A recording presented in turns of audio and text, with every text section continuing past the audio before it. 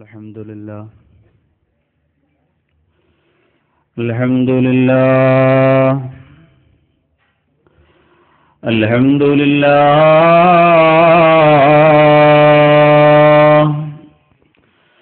الذي أفاض على عباده النعمة وكتب على نفسه الرحمة وأشهد أن لا إله إلا الله وحده لا شريك له وأشهد أن سيدنا محمدا عبده ورسوله أرسله رحمة للعالمين وقدوة للعاملين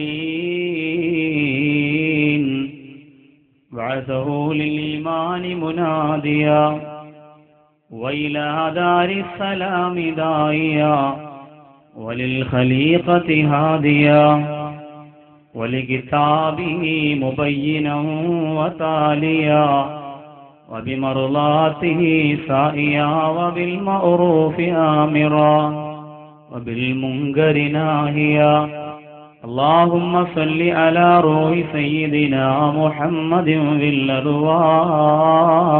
الأرواح اللهم صل على جسد سيدنا محمد في الأجساد اللهم صل على قبر سيدنا محمد في القبور اللهم صل على ترب سيدنا محمد في التراب اللهم صل على سورة سيدنا محمد في السور اللهم صل على اسم سيدنا محمد في الأسماء وعلى آله وأصحابه الفائزين أجمعين يا جابر كل جبار ويا مونس كل وحيد ويا صاحب كل غريب ويا ميسر كل أسير ويا من لا يحتاج إلى البيان والتفسير فوض أمري إلى الله فوض أمري إلى الله أفوض أمري إلى الله إن الله بصير بالعباد أعوذ بالله من الشيطان الرجيم بسم الله الرحمن الرحيم يا أيها الناس اتقوا ربكم الذي خلقكم من نفس واحدة وخلق منها زوجها وبث منهما رجالا كثيرا ونساء واتقوا الله الذي تساءلون به والأرحام صدق الله مولانا العلي العظيم وصدق وبلغ رسوله النبي الكريم ونحن على ذلك من الشاهدين الشاكرين الحمد لله رب العالمين ما أكرم النساء إلا كريم وما أهانهن إلا لعيب الحديث قال شفيعنا محمد مصطفى صلى الله عليه وعلى آله وصحابه وأتباعه أجمعين محمد أشرف الأعراب والهجم محمد خير من يمشي على قدمي محمد باسط المعروف جامعة محمد صاحب الإحسان والكريم محمد صاحب الإحسان والكريم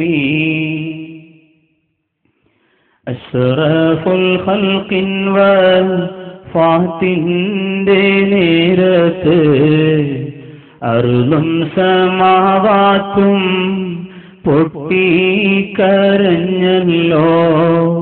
അഷ്റഫുൽ ഖൽഖിൻ വഫാത്തിൻ്റെ നേരത്ത് അർളും സമാവാത്തും പൊട്ടിക്കരഞ്ഞല്ലോ. ആരംഭപ്പൂവിൻ്റെ ഹാലും നീല കണ്ട് ആലും സ്വഹാബത്തും ആകെ തളർന്നല്ലോ.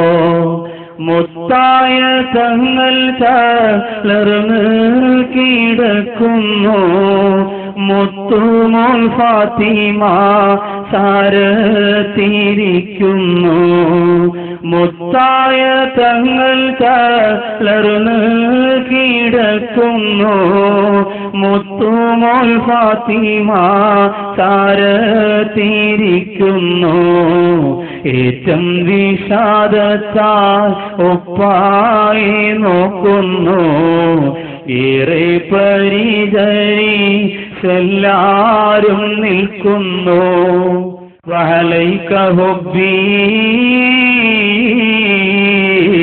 യാ റസൂലല്ലാഹി വഅലൈക ഹുബ്ബി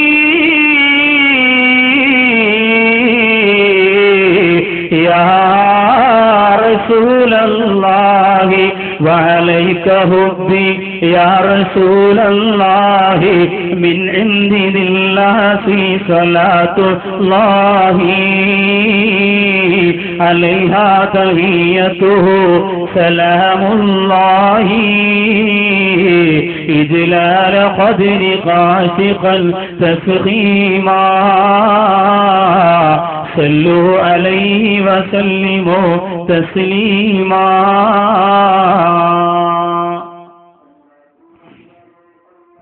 ഏറ്റവും സ്നേഹബഹുമാനങ്ങൾ നിറഞ്ഞ അനുഗ്രഹീതമായ മജ്‌ലിസിൽ എത്തിച്ചേർന്ന കർമ്മധീരന്മാരും പണ്ഡിത ശ്രേഷ്ഠരുമായ ആലിമീങ്ങളെ, ഈ വിശുദ്ധമായ മജ്‌ലിസിന്റെയും മഹല്ലിന്റെയും ജമാഅത്ത് പ്രസിഡന്റ് മുഹമ്മദ് അബ്ദുൽ ഖാദർ സാഹിബ്, സെക്രട്ടറി അലിയാരി കുഞ്ഞ് സാഹിബ് അടക്കം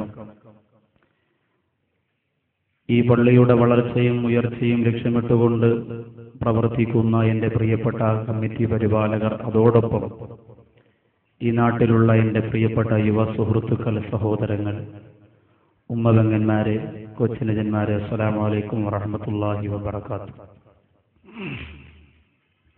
എൻ്റെ ശബ്ദം ശ്രവിക്കുന്ന ഹൈന്ദവ അതുപോലെ മറ്റു മതത്തിലുള്ള സഹോദരങ്ങൾക്ക് വിശുദ്ധ ഇസ്ലാമിൻ്റെ തത്വോധിഷ്ഠിതമായ അഭിനന്ദനങ്ങളും അഭിവാദ്യങ്ങളും ഞാൻ ആദ്യമായി അറിയിക്കും. ജഗപരിപാലകനും ജഗന്നിയന്താവും ജഗദീശ്വരനും ജല്ലജലാലുമായ റബ്ബ് സുബ്ഹാനഹു വ തആല അല്ലാഹു ഏറ്റവും അധികം ഇഷ്ടപ്പെടുന്ന, ഏറ്റവും അധികം സ്വീകരിക്കുന്ന മജ്‌ലിസുകളുടെ കൂട്ടത്തിൽ ഈ സാധുക്കളായ നമ്മുടെ ഒരുമിച്ച് കൂടലിനെ അല്ലാഹു ഉൾപ്പെടുത്തി അനുഗ്രഹിക്കുമാറാകട്ടെ. ഈ അനുഗ്രഹീത മാസത്തിന്റെ അനുഗ്രഹീത രാവിൽ സ്വർഗത്തിന്റെ മജ്‌ലിസിൽ ഒരുമിച്ച് കൂടിയ നമുക്ക് അല്ലാഹു നാളെ പരലോകത്ത് ഇതേപോലെ അല്ലാഹു ഏറ്റവും അധികം ഇഷ്ടപ്പെടുന്ന ഫിർദൗസിന്റെ പരമോന്നതമായ പദവിയിൽ ഒരുമിച്ച് കൂടാനും അലങ്കരിക്കാനും അല്ലാഹു നമുക്ക് തൗഫീഖ് പ്രദാനം ചെയ്ത് അനുഗ്രഹിക്കുമാറാകട്ടെ. ജീവിതത്തിന്റെ സായം സന്ധ്യകൾ സൃഷ്ടാവിനോട് ചെയ്തുപോലെ സകല ദോഷങ്ങളും സർവേശ്വരൻ പുറത്തു തരികയും സൃഷ്ടകാല ജീവിതം സമസ്ത ദോഷങ്ങളിൽ നിന്നകന്ന് അള്ളാഹുവിന്റെ തൃപ്തിക്കും പൊരുത്തത്തിനു വേണ്ടി മാറ്റിവെച്ച് ലാ ഇലാഹ ഇല്ലല്ലാഹ് എന്ന കലിമത്ത് തൗഹീദ് മുത്തി മണ്ണത്തു മരണപ്പെടാൻ അള്ളാഹു സുബ്ഹാനഹു വ തആല നമുക്കും നാമുമായി ബന്ധപ്പെട്ടവർക്കും തൗഫീഖ് പ്രദാനം ചെയ്ത് അനുഗ്രഹിക്കുമാറാകട്ടെ. ഈ വിശുദ്ധമായ മണ്ണിൽ അന്ത്യവിശ്രമം കൊള്ളുന്ന സയ്യിദ് ഹൈദ്രോസ് കോയ തങ്ങളുപാട ബർക്കത്ത് കൊണ്ട് അള്ളാഹു നമ്മുടെ ജീവിതത്തിൽ സന്തോഷവും സമാധാനവും നൽകി അനുഗ്രഹിക്കട്ടെ. ആമീൻ ബിറഹ്മതിക യാ അർഹമർ റഹീമീൻ. പ്രിയമുള്ള മുഅ്മിനുകളെ, മുഅ്മിനാത്തുകളെ, ഈ പ്രദേശത്തുകാരായ ജനങ്ങൾക്ക് ഏറ്റവും അധികം സന്തോഷമുണ്ടാകുന്ന അല്ലെങ്കിൽ മനസ്സിന് റാഹത്തുണ്ടാകുന്ന ഒരു വേദിയും സന്ദർഭവുമാണ് ഇപ്പോൾ ഇവിടെ തുടക്കം കുറിക്കുന്നത്. വളരെ മനോഹരമായ വിഷയമാണ് ഈ പ്രാവശ്യം നിങ്ങൾക്ക് വേണ്ടി ഞാൻ തിരഞ്ഞെടുത്തിട്ടുള്ളത്. ഇന്ന് ഞാൻ നിങ്ങളുടെ മുന്നിൽ ചർച്ച ചെയ്യാൻ ഉദ്ദേശിക്കുന്ന വിഷയം ഉത്തമ കുടുംബനാഥൻ എന്നതാണ്. സ്ത്രീകൾക്കൊക്കെ ആകെ പരാതിയാണ്. വഷാദ് വാക്കു എന്നും സ്ത്രീകളെ കുറിച്ച് മാത്രമേ പറയണുള്ളൂ. അവരെന്ന് സ്വർണ്ണം കമ്മലും വാങ്ങിച്ചിട്ട് അവസാനം അവർ നരകത്തിലാന്നും പറഞ്ഞ് പാട്ടും വഴിയിട്ട് പുള്ളി പോകും. ആ ഒരു പരാതി കേട്ട് സഹി കെട്ടി. അപ്പോൾ ഇപ്പോൾ ആവശ്യം ഞാൻ തീരുമാനിച്ചിരിക്കുന്നത് സഹോദരങ്ങൾക്കൊരു പണി തരാനാണ്. നമ്മൾ നല്ല ഉത്തമ കുടുംബനാഥന്മാരായിട്ട് ഇൻഷാല്ല 2 ദിവസം കൊണ്ട് ശ്രദ്ധാപൂർവം കേൾക്കുകയാണെങ്കിൽ ഇൻഷാല്ല നിങ്ങൾക്കും എനിക്കും മാറാൻ കഴിയും. അള്ളാഹു തൗഫീഖ് തരട്ടെ. അതിനു മുമ്പ് എൻ്റെ ശബ്ദം ശ്രവിച്ചുകൊണ്ട് ദൂരെ നിൽക്കുന്നവർ, ഇപ്പോഴത്തെ സ്റ്റേജ് വളരെ മനോഹരമാണ്. ഏത് ദൂരെ നിന്നാലും ഉസ്താദിനെ കണ്ട് തന്നെ പ്രസംഗം കേൾക്കാം. ചായ കുടിച്ചാലും വീടി വലിച്ചാലും സുഖമായിട്ട് നിന്ന് പ്രസംഗം കേൾക്കാൻ പറ്റും. അപ്പോൾ അതുകൊണ്ട് ഇൽമിന്റെ മജ്‌ലിസിലേക്ക് സന്തോഷത്തോടെ വന്നിരിക്കുന്നവർ വന്നിരിക്കുക. താല്പര്യമില്ലാത്തവരെ ഞാൻ നിർബന്ധിക്കില്ല. വന്നിരുന്നാൽ അൽഹംദുലില്ലാഹ് ഈ സ്വർഗീയ മജ്‌ലിസിന്റെ പ്രതിഫലം കിട്ടും. ഇബാദത്ത് കൊണ്ട് രക്ഷപ്പെടാൻ നേരമില്ലാത്ത നമുക്ക് ഇബാദത്തോടൊപ്പം ഈ സദസ്സിൽ വന്നിരുന്നതിന്റെ ബറക്കത്തെങ്കിലും കിട്ടും. അത് നഷ്ടപ്പെടുത്താതെ വന്നിരുന്നാൽ ഉചിതമായിരിക്കും. ഇനി വളരെ കുറച്ച് കസേരയുള്ളൂ. വന്നിരുന്നാൽ അൽഹംദുലില്ലാഹ് പ്രത്യേകിച്ച് യുവതലമുറയ്ക്ക് ഏറ്റവും ഉപകാരപ്പെടുന്ന ഒരു വിഷയമാണ്. എല്ലാ സഹോദരങ്ങളും വന്നിരിക്കുക. അള്ളാഹു തൗഫീഖ് തരട്ടെ. അൽഹംദുലില്ലാഹ് അല്ലാഹു സുബ്ഹാനഹു വ തആല ആദ്യ പിതാവായ അഥവാ മനുഷ്യ പിതാവെന്നറിയപ്പെടുന്ന ആദം നബി അലൈഹി സ്വലാത്തു വസ്സലാമിനെ പടച്ചത് എന്തിൽ നിന്നാണ്? മണ്ണിൽ നിന്നാണ്. അള്ളാഹുവിന്റെ ഖുർആൻ തന്നെ പറയുന്നുണ്ട്, വഇദാ സവൈതഹു വനഫഖ്തു ഫീഹി മിൻ റൂഹി.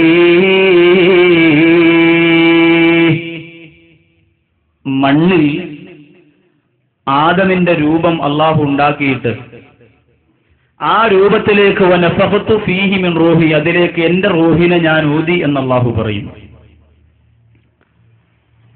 മണ്ണിൽ നിന്ന് പടച്ച ആദം നബി അലൈഹി സ്വലാത്തു വസ്സലാമിന്റെ ഇടത്തെ വാരിയെല്ലിൽ നിന്നാണ് പെണ്ണിനെ പടച്ചത്. ഇവിടെ ഏതൊരു ബുദ്ധിയുള്ള മനുഷ്യനും ഒരു ചിന്ത വരാൻ സാധ്യതയുണ്ട്. എന്തിന് അള്ളാഹു ആണിനെ മണ്ണിൽ നിന്ന് പടച്ചു, പെണ്ണിനെ ആണിന്റെ വാരിയെല്ലിൽ നിന്ന് പടച്ചു? പെണ്ണിനെ കൂടി അള്ളാഹുവിന് വേണമെങ്കിൽ മണ്ണ് കൊണ്ടുണ്ടാക്കിയിട്ട് റൂഹ് ഊതിയാ പോരായിരുന്നു? അള്ളാഹുവിന് മണ്ണെടുക്കണമെങ്കിൽ പഞ്ചായത്ത് മെമ്പറെ കാണണ്ട, പഞ്ചായത്തിൽ പോയി പറയണ്ട, ഒന്നും ചെയ്യണ്ട. പക്ഷെ അള്ളാഹു അങ്ങനെയല്ല ചെയ്തത്. അള്ളാഹു പറഞ്ഞു, സ്ത്രീകളെ പടച്ചത് ആദം നബി അലൈഹി സ്വലാത്തു വസ്സലാമിന്റെ വാരിയെല്ലിൽ നിന്നാണ്. വകാന നായിമ, ആദം നബി അലൈഹി സ്വലാത്തു വസ്സലാം ഉറങ്ങിക്കിടക്കുകയായിരുന്നു. അനസ്തേഷ്യ ചെയ്തിട്ടാ. ആദം നബി അലൈഹി സ്വലാത്തു വസ്സലാമിനെ വേദനിപ്പിക്കാതെ ഓപ്പറേഷൻ നടത്തി പടച്ചതും പോരാ. ആദം നബി അലൈഹി സ്വലാത്തു വസ്സലാം ഉറങ്ങിക്കിടക്കുമ്പോ ഇടത്തെ വാരിയെല്ല് വലിച്ചൂരിയെടുത്തിട്ട് അള്ളാഹു അതിലൂടെ പെണ്ണിനെ ലോകത്ത് പടച്ചു. ആദം നബി അലൈഹി സ്വലാത്തു വസ്സലാം അള്ളാഹുവിനോട് ചോദിച്ചു, പടച്ചവനെ, എന്തിനാണ് എന്റെ വാരിയെല്ലിൽ നിന്ന് നീ പെണ്ണിനെ പടച്ചത്? ആ സമയം അള്ളാഹു സുബ്ഹാനഹു വ തആല പറഞ്ഞു, ജുഇലത് നഹീമതുഹാ ബിർറജുൽ, ആ പെണ്ണിന്റെ എല്ലാ കാര്യങ്ങളും നടത്തേണ്ടത് പുരുഷനാണ്. പെണ്ണിനെ ഒറ്റയ്ക്ക് വിടാൻ പറ്റില്ല. ആ പെണ്ണിനെ കയറൂരി വിടാൻ അനുവാദമില്ല. വജുഇലത് നഹീമതുഹാ ബിർറജുൽ, ആ പെണ്ണിന്റെ എല്ലാ കാര്യങ്ങളും നടത്തേണ്ടത് പുരുഷനാണ്. ആ പുരുഷന്റെ കരവലയത്തിനുള്ളിൽ ജീവിക്കേണ്ടവളാണ് പെണ്ണ് എന്ന് പറഞ്ഞുകൊണ്ട് ആ പെണ്ണിനെ അവഗണിക്കാൻ പറ്റില്ല, പരിഹസിക്കാൻ പറ്റില്ല, ആട്ടിയോടിക്കാൻ പറ്റില്ല. അടുക്കളക്കാരിയായിട്ട് മാത്രം അടിച്ചമർത്തപ്പെടാൻ ഇസ്ലാം അനുവദിക്കുന്നില്ല. എങ്കിലും ആ പെണ്ണിന്റെ എല്ലാ കാര്യങ്ങളും നടക്കേണ്ടത് പുരുഷന്റെ കരത്തിലൂടെയാണ്. അതുകൊണ്ടാണ് അള്ളാഹു ആ പെണ്ണിനെ അങ്ങനെ പടച്ചത്. ഇല്ലെങ്കിൽ അള്ളാഹുവിനെ ആദമിനെ പടച്ചതുപോലെ തന്നെ മണ്ണുകൊണ്ട് പെണ്ണിനെയും പടയ്ക്കാമായിരുന്നു. ഇങ്ങനെയാണ് അള്ളാഹു സുബ്ഹാനഹു വ തആല ചെയ്ത രീതി. ഇത് മനുഷ്യരിൽ മാത്രമല്ല, ലോകത്ത് അള്ളാഹു സൃഷ്ടിച്ച എല്ലാ സൃഷ്ടിചരാചരങ്ങളിലും ഒരാണ് ഒരു പെണ്ണ്. ഈ വിവേചനം നമുക്ക് കാണാൻ കഴിയും. പ്രപഞ്ചത്തിലേക്ക് വരാം. അള്ളാഹു പറയുന്നു, وأنزلنا من المعصرات ماء ثجاجا لنخرج به حبا ونباتا وجنات ألفافا. അല്ലാഹു പറയുകയാണ്, ആകാശലോകമാകുന്ന പുരുഷൻ, ആ പുരുഷന്റെ ബീജത്തുള്ളിയാവുന്ന മഴത്തുള്ളിയെ സ്ത്രീയാകുന്ന ഭൂമിയുടെ ഗർഭാശയത്തിലേക്ക് പടച്ച തമ്പുരാൻ ഒഴിക്കുമ്പോഴാണ് ഹബ്ബൻ വനബാതാ വജന്നാത്തിൻ അൽഫാഫാ, ഈ ഭൂമി പ്രസവിക്കുന്നതാണ് ധാന്യമണികൾ. ഈ ഭൂമിയുടെ മക്കളാണ് സുന്ദരമായി കളകളാരവം മുഴക്കിട്ടോ മനസ്സിന്റെ മനോമുഖരത്തിൽ മായാത്ത സന്തോഷങ്ങൾ സമ്മാനിക്കുന്ന കുഞ്ഞു കുഞ്ഞരുവികളില്ലേ, അതെല്ലാം ഈ ഭൂമിയാകുന്ന പെണ്ണിന്റെ ഗർഭാശയത്തിൽ നിന്ന് പടച്ച തമ്പുരാൻ നിനക്ക് തന്ന മക്കളാണ്. അപ്പൊ ആകാശമാണാണ്, ഭൂമി പെണ്ണാണ്. ഇതൊക്കെ പടച്ച തമ്പുരാൻ വിശദീകരിക്കുകയാണ്. ലോകത്തുള്ള എല്ലാം അങ്ങനെയാണ്. ഇതിനേക്കാളും വലിയൊരു അത്ഭുതം അള്ളാഹു ഇസ്രാ മിഅ്റാജിനെ കുറിച്ച് വിശുദ്ധ ഖുർആനിൽ പറയുന്ന ഒരായത്ത്. ആ ആയത്തിനെ അള്ളാഹു എന്ത് വാക്കുകൊണ്ടാ തുടങ്ങിയിരിക്കുന്നത്? സുനിത വില്യംസിനോടൊന്ന് ചോദിച്ചാൽ അറിയാം, നമുക്കറിയില്ലെങ്കിലും. എന്ത് വാക്കുകൊണ്ടാ തുടങ്ങിയിരിക്കുന്നത്? സുബ്ഹാനല്ലദീ അസ്റാ ബിഅബ്ദിഹി ലൈലൻ മിനൽ മസ്ജിദിൽ ഹറാം. സുബ്ഹാനല്ലദീ എന്ന അത്ഭുതത്തിന്റെ ശീർഷകത്തിന് താഴെയാണ് ഇസ്റാ മിഅ്റാജിനെ കുറിച്ച് ഉടയതമ്പുരാനെ സമുദായത്തെ പഠിപ്പിച്ചതെങ്കിൽ അതേ വാക്കുകൊണ്ട് അല്ലാഹു വിശുദ്ധ ഖുർആനിന്റെ സൂറത്ത് യാസീനിൽ പറയുന്നുണ്ട്, സുബ്ഹാനല്ലദീ ഖലഖൽ അസ്വാജ കുല്ലഹാ മിമ്മാ തുൻബിത്തുൽ അർളു വമിൻ അൻഫുസിഹിം വമിമ്മാ ലാ യഅലമൂൻ. ലോകത്തുള്ള സകലതിനെയും ആണും പെണ്ണുമാക്കി പടച്ച തമ്പുരാൻ സുബ്ഹാൻ. അള്ളാഹു അത്ഭുതങ്ങളെ കുറിച്ച് പറഞ്ഞ കൂട്ടത്തിലാണ് ഇതിനെയും അത്ഭുതമെന്ന് പറഞ്ഞത്. അള്ളാഹു അത്ഭുതങ്ങൾ പറഞ്ഞ കൂട്ടത്തിലാണ് ഇതിനെയും അത്ഭുതമെന്ന് പറഞ്ഞത്. എന്റെ പ്രിയമുള്ളവരെ, അതുകൊണ്ട് പെണ്ണായത് അവരുടെ തെറ്റുകൊണ്ടല്ല, ആണായത് നമ്മൾ ചെയ്ത പുണ്യം കൊണ്ടുമല്ല. അത് അള്ളാഹു തീരുമാനിക്കുന്നതാണ്. അതുകൊണ്ട് എന്ത് ചെയ്യാൻ പാടില്ല? നമ്മൾ കുറച്ചുപേരിവിടെ ആണുങ്ങളാ, കുറച്ച് പെണ്ണുങ്ങളുണ്ട്, അവർ നമ്മുടെ വസ്ത്രം ഇങ്ങനെ അലക്കണം, ചോറ് വെച്ച് തരണം, വെള്ളം കോരണം, വീടടിച്ചു വാരണം, മക്കളെ നോക്കണം, അതെല്ലാം അവര്. നമ്മളിങ്ങനെ രാവിലെ റെഡിയായി വീട്ടിൽ നിന്ന് ഇങ്ങനെ ഇറങ്ങും, വൈകുന്നേരം ആകുമ്പോൾ വീട്ടിൽ ചെല്ലും, നമ്മുടെ കാര്യങ്ങളൊക്കെ കഴിയും, വീണ്ടും നമ്മളിങ്ങനെ നടക്കുകയാണ്. പെണ്ണുങ്ങളാവുമ്പോൾ വീട്ടിനകത്ത് ഇങ്ങനെ അടങ്ങി ഒതുങ്ങി ഒരു സ്ഥലത്തും കൊണ്ടുപോകാതെ അടുക്കളയുടെ അകത്തളത്തിലിട്ട് കറിയും പിന്നെ കരിയും പുരണ്ടു കിടക്കുന്ന ജീവികളായി മാറണം. ഈ ഒരു ചിന്ത എന്റെ സഹോദരങ്ങളുടെ മനസ്സിൽ വന്നിട്ടുണ്ട്. അത് മാറ്റലാണ് 2 ദിവസത്തിന്റെ വിഷയം. സഹോദരിമാർ പറയാം, അടിപൊളിയടി ഇന്ന് വന്നത് എന്നെ രക്ഷപ്പെട്ടു. സാധാരണ ഇയാളെ നമുക്ക് പണിയാ തരണം, എന്ന് ഏതായാലും അൽഹംദുലില്ലാഹ് ഇയാളെ മതം മാറി എന്നാ തോന്നണേ. അപ്പൊ അങ്ങനെയാണ്. അപ്പൊ അതുകൊണ്ട് അള്ളാഹു ലോകത്ത് പടച്ച ഒരാണ്, അത് മനുഷ്യനാകട്ടെ മൃഗമാകട്ടെ, ആണാണെങ്കിൽ അതിനൊരു പെണ്ണ് വേണം. അള്ളാഹുവിന്റെ ഖുർആൻ പറയുന്നു, അള്ളാഹുവിന്റെ റസൂല് പറയുന്നു, മാഫിൽ ജന്നത്തി അഹ്സബ്, സ്വർഗത്തിൽ അവിവാഹിതരേ ഇല്ല. കുഴഞ്ഞോ? സ്വർഗത്തിലുള്ളവരെല്ലാം വിവാഹിതരാണ്. ചെറുപ്പക്കാർക്ക് വളരെ സന്തോഷമായി, അൽഹംദുലില്ലാഹ്. ഒരാഴ്ചയ്ക്ക് അത് ഉസ്താദ് എന്റെ കാര്യം ഇപ്പൊ നടക്കും, റാഹത്ത. സ്വർഗത്തിൽ അവിവാഹിതരില്ല, വിവാഹിതര് മാത്രമേ സ്വർഗത്തിലുള്ളൂ എന്ന് പറഞ്ഞാൽ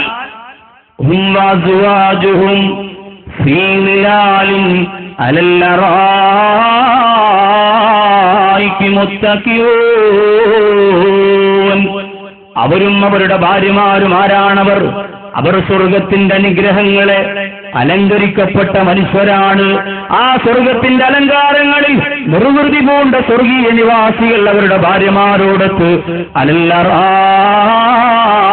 മുത്തക്കൂ, മനോഹരമായ കസേരകളിൽ, മനോഹരമായ സ്വർഗത്തിന്റെ സിംഹാസനങ്ങളിൽ ഇരുന്നു കൊണ്ടവർ സന്തോഷം പങ്കിടുന്നതാണ്, അവർ ആദരിക്കുന്നതാണ്. സ്വർഗത്തിലേക്ക് ആര് കടന്നാലും അവർക്ക് ഭാര്യമാരുണ്ടാവും. അതിവിടെ പെണ്ണ് കെട്ടിയവരാകട്ടെ കെട്ടാത്തവരാകട്ടെ, അള്ളാഹു ആരെ സ്വർഗത്തിൽ കിടത്തുന്നുവോ അവർക്കവിടെ ഭാര്യമാരുണ്ട്. മുത്തുനബി മുഹമ്മദ് മുസ്തഫ സല്ലല്ലാഹു അലൈഹി വസല്ലമ തങ്ങൾ പറയുകയാണ്. അപ്പൊ അതുകൊണ്ട് ദുനിയാവിൽ ഒരാണാണെങ്കിൽ ഒരു പെണ്ണ് വേണം, ഒരു പെണ്ണാണെങ്കിൽ ഒരാണ് വേണം. പക്ഷേ ഈ ആണിനെ കുറിച്ചും പെണ്ണിനെ കുറിച്ചും നല്ലതുപോലെ പഠിച്ചിട്ട് വേണം പെണ്ണ് കെട്ടാൻ.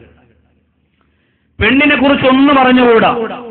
പൂവച്ചൽ ജംഗ്ഷനിൽ ഇങ്ങനെ നിന്നപ്പോ സുന്ദരിയായ ഒരു പെൺകുട്ടി മഫ്തേക്കിട്ട് നല്ല കാണാൻ നല്ല മൊഞ്ചുള്ള ഒരു പെണ്ണ് നടന്നു പോകുന്നു. അളയാ, അതെ ആരാ മോളാ? അവിടുത്തെ പോയാക്കാര മോളാ. ശരി, വണ്ടിയുടെ ഒറ്റപ്പോക്ക്. നേരെ പോയി അവിടെ ചെന്ന് വാപ്പച്ചിയും വിളിച്ചു കൊണ്ടുവന്ന് പെണ്ണിന്റെ വീട്ടിൽ പോയി കാര്യം പറഞ്ഞു. എനിക്ക് നിങ്ങളുടെ മോളെ തന്നെ കെട്ടണം, അതിനു വേണ്ടി എന്ത് നഷ്ടം വന്നാലും ഞാൻ സഹിച്ചു, അതിനെ കെട്ടുള്ളൂ. വാപ്പ പറഞ്ഞു, മോനെ ആലോചിച്ചിട്ട് ചെയ്യണം. ആലോചിക്കാനൊന്നുമില്ല വാപ്പ, നിങ്ങൾക്ക് പറ്റിയ അവസ്ഥ എന്തായാലും എനിക്ക് പറ്റൂല. അങ്ങനെ സന്തോഷമായിട്ട് മോൻ വാക്ക് കൊടുത്ത് കല്യാണം നടത്തി. 3 ആഴ്ച കഴിഞ്ഞപ്പോ വാപ്പായെ വിളിച്ചിട്ട് പറയുന്നു, വാപ്പാ ഇത് ഞാൻ വിചാരിച്ച കണക്കല്ല വാപ്പ, ഈ പരിപാടി നടക്കൂല. എവിടെയെങ്കിലും പോയി കാണാൻ മൊഞ്ചുള്ള ഒരു പെണ്ണ് ഒരുങ്ങി തയ്യാറായി റോഡിലൂടെ പോയാൽ സ്ത്രീകൾക്ക് പിന്നെ വേറെന്ത് ജോലിയാ? ഒരുങ്ങൽ തന്നെ ജോലി. അകത്തിരുന്നാലും പുറത്തിരുന്നാലും ഇത് തന്നെ പരിപാടി. അപ്പൊ ഇങ്ങനെ ഒരുങ്ങി പുറത്തിറങ്ങി നടന്നു പോകുന്നത് കാണുമ്പോ ആ സൗന്ദര്യത്തിന്റെ മുന്നിൽ മഴങ്ങിയിട്ട് വേറൊന്നും ആലോചിക്കാതെ ആ പെണ്ണിനെ പോയി നിക്കാഹ് ചെയ്യുന്നവനാണല്ല, മറിച്ച് ആ പെണ്ണെന്ന് പറഞ്ഞാൽ എന്തെന്നവനൊന്ന് പഠിച്ചിരിക്കണം. അള്ളാഹുവിന്റെ റസൂല് പറയാൻ, പ്രവാചകൻ നബി മുഹമ്മദ് മുസ്തഫ സല്ലല്ലാഹു അലൈഹി വസല്ലമ തങ്ങൾ പറയുന്നു, ലോകത്ത് ആദമിന്റെ ഭാര്യയിൽ നിന്നാണ് പെണ്ണിനെ പടച്ചതെങ്കിൽ ഹബീബായ പ്രവാചകർ പറയുന്നു, മരിക്കുന്നതുവരെ ആ പെണ്ണിനൊരു വളവുണ്ടായിരിക്കുമത്രേ, ആ പെണ്ണിനൊരു അപാകതയുണ്ടായിരിക്കുമത്രേ, ആ പെണ്ണിനൊരു ന്യൂനതയുണ്ടായിരിക്കുമത്രേ. ലോകത്ത് ഏത് വലിയ പണ്ഡിതനെന്ന് പറഞ്ഞാലും, എത്ര വലിയ ഹാജിയാരെന്ന് പറഞ്ഞാലും, എന്തെല്ലാം ദീനീ പ്രവർത്തനങ്ങൾക്ക് കിടപിടിക്കുന്ന നേതൃത്വം കൊടുക്കുന്നവനെന്ന് പറഞ്ഞാലും, അവരെ കൊണ്ടൊന്നും എന്റെ പ്രിയമുള്ളവരെ, അവരെ കൊണ്ടൊന്നും ആ പ്രിയപ്പെട്ട പെണ്ണിനെ ഭാര്യയെ നന്നാക്കാൻ കഴിയില്ല. അള്ളാന്റെ റസൂലാണ് പഠിപ്പിക്കുന്നത്, ഞാൻ പറയുന്നതല്ല. നമ്മുടെ ഭാര്യമാരൊരിക്കലും നന്നാവൂല എന്നുള്ളാന്റെ റസൂൽ പറയാം. പിന്നെന്തിനാ നമ്മള് ഈ കിടന്ന് ഓടി കഷ്ടപ്പെടുന്നേ? അപ്പൊ പെണ്ണിനെ കുറിച്ച് മനസ്സിലാക്കണം. അള്ളാഹുവിന്റെ റസൂല് പറയുന്നു, കെട്ടാൻ പോകുന്നവരോടും കെട്ടിയവരോടും പറയുന്നു, നിന്റെ പെണ്ണ് ഒരിക്കലും നന്നാവൂല. അങ്ങനെ ഒരു ചിന്ത നിന്റെ മനസ്സിൽ എപ്പോഴും ഉണ്ടായിരിക്കണം. അല്ലാതെ ഞാൻ എൻ്റെ ഭാര്യയെ വരച്ചവരെ നിർത്തും, ഞാൻ ആണത്തമുള്ളവനാണ്, ഞാൻ പഠിച്ചിട്ടുള്ളവനാണ്, ഞാൻ ഇവിടുത്തെ വലിയ നേതാവാണ് എന്നൊന്നും പറഞ്ഞിട്ടൊരു കാര്യമില്ല. ആ പെണ്ണിനൊരു വളവുണ്ടാവും. അല്ലാഹുവിന്റെ റസൂല് പറയുകയാണ്, ഇനിസ്തംതഅത, നിനക്ക് സുഖമെടുക്കണമെന്ന് തോന്നിയാൽ ഇസ്തംതഅത മഅൽ വജീ, ആ പെണ്ണിന് അല്ലാഹു കൊടുത്തിരിക്കുന്ന വളവുണ്ടല്ലോ, അപാകതയുണ്ടല്ലോ, ആ അപാകത നിലനിർത്തിക്കൊണ്ട് തന്നെ സുഖമെടുക്കുക എന്ന് ഹബീബായ പ്രവാചകർ പറയുന്നു. അല്ലാതെ പെണ്ണിനെ നല്ല ഒരു പെണ്ണാകയത്തെ ആ ശരീരത്ത് തൊടൂ എന്ന് പറഞ്ഞ് ഒരു തീരുമാനമെടുത്താ അവൻ ലോകാവസാനം വരെ ജീവിച്ചിരുന്നാലും ആ പെണ്ണിന്റെ ശാരീരികമായ ബന്ധത്തിന്റെ സുഖമവന് അനുഭവിക്കാൻ കഴിയില്ല എന്ന് അല്ലാഹുവിന്റെ റസൂല് പറയുകയാണ്. അതുകൊണ്ട് പെണ്ണ് കെട്ടാൻ തീരുമാനിച്ചവരും കെട്ടിയവരും ഒരു കാര്യം മനസ്സുകൊണ്ട് ഉറപ്പിക്കുക, നിന്റെ ഭാര്യ നിന്റെ മുന്നിൽ കാണിക്കുന്ന നിനക്ക് ഇഷ്ടപ്പെടാത്ത വല്ല സ്വഭാവവും ഉണ്ടെങ്കിൽ അതവൾ മാറ്റാൻ വേണ്ടി എത്ര ശ്രമിച്ചിട്ടും മാറ്റാൻ കഴിയാത്തതാണെങ്കിൽ അത് അവളുടെ തെറ്റല്ല. അല്ലാഹുവിന്റെ റസൂല് പറയാ, ലോകത്ത് എല്ലാ പെണ്ണിനും അങ്ങനെ ഒരു അപാകതയുണ്ടായിരിക്കും. അതുകൊണ്ട് എല്ലാ അപാകതകളും പൂർണ്ണമായും ഒഴിവാക്കിയിട്ടേ നീ ജീവിക്കൂ എന്ന തീരുമാനം ഒരാണെടുക്കാൻ പാടില്ല. കല്യാണം കഴിയുമ്പോ എന്റെ പ്രിയപ്പെട്ട സഹോദരങ്ങൾ സന്തോഷത്തോടെ ഭാര്യമാരോട് പറയുന്നു, നല്ലതുപോലെ ജീവിക്കാമെന്നെല്ലാം തീരുമാനിച്ചു. 2 മാസം കഴിയുമ്പോ ആ പ്രിയപ്പെട്ട പെണ്ണ് എടുത്ത തീരുമാനത്തിന് വിപരീതം പ്രവർത്തിക്കുമ്പോ കുടുംബ കോടതിയിൽ പോണ്ട, ജമാഅത്ത് പ്രസിഡന്റിനെ കാണാൻ പോണ്ട, ഉസ്താദിന്റെ അടുത്ത് പരാതിയുമായി ചെല്ലണ്ട. അത് പെണ്ണിന്റെ സ്വഭാവമാണ്. പുരുഷന്മാരെ, കൊഞ്ചിക്കുഴയലും വർത്തമാനം പറഞ്ഞുടക്കലും പിണക്കവും എല്ലാം അത് പെണ്ണിന്റെ ദൗർബല്യമാണ്. അത് മനസ്സിലാക്കിയവനെ നല്ലൊരു ഭർത്താവാകാൻ പറ്റൂ. ഇല്ലാതെ ഞാൻ പറയുന്നത് കേട്ട് ഞാൻ വരച്ച കോളത്തിനകത്ത് നിൽക്കണമെന്ന തീരുമാനത്തിലാണ് ഭർത്താവ് ചെല്ലുന്നതെങ്കിൽ ചിലപ്പോൾ നടന്നു വരില്ല. അല്ലാഹുവിന്റെ റസൂല് പറയുന്നു, ലൻ തസ്തഖീമ അലത്തൊരി, ഒരു പെണ്ണിനെയും നിനക്ക് നേരെയാക്കാൻ പറ്റില്ല, ഒരു പെണ്ണിനെയും നേരെയാക്കാൻ പറ്റില്ല. ഇനി ഒരാൾ പറയുന്നു, ഉസ്താദ് പറഞ്ഞതുപോലെയല്ല, എന്റെ പെണ്ണിനെ ഞാൻ നേരെയാക്കുമെന്ന് പറഞ്ഞുകൊണ്ട് ഒരാൾ നേരെയാക്കാൻ പോയാൽ അല്ലാഹുവിന്റെ ഹബീബ് പറയുന്നു, കസർതഹാ, ആ വളഞ്ഞിരിക്കുന്നതിനെ കൂടിയവൻ ഒടിച്ചു കളയും എന്ന് പറഞ്ഞാൽ യവൻ ഇടപെടുന്നതോടുകൂടി പെണ്ണിന്റെ വീട്ടിലും ആണിന്റെ വീട്ടിലുമാകും. അതുകൊണ്ട് പാടില്ല. അല്ലാഹുവിന്റെ റസൂല് പറയുന്നു, കല്യാണം കഴിക്കാൻ തീരുമാനിക്കുന്ന ചെറുപ്പക്കാർ മനിസ്തതാ മിൻകുമുൽ ബാഅത ഫൽയതസവ്വജ്. മിൻകുമുൽ ബാഅത എന്ന് പറഞ്ഞാൽ ബാഅത്തിന് പണ്ഡിതന്മാർ പറയുന്നത് ഒരു പെണ്ണിന് കൊടുക്കാനുള്ളത് മുഴുവനും കൊടുക്കാനുള്ള കഴിവുണ്ടായാൽ, ആരോഗ്യം മാത്രം ഉണ്ടായാൽ പോരാ, ചിലവിന് കൊടുക്കാനുള്ള സാമ്പത്തിക ശേഷി ഉണ്ടാവണം. അതുമാത്രം പോരാ, ആ പെണ്ണിന് എന്താവശ്യമുണ്ടോ അത് കൊടുക്കാൻ കഴിവുള്ള ഒരാളാണ് ഭർത്താവ്.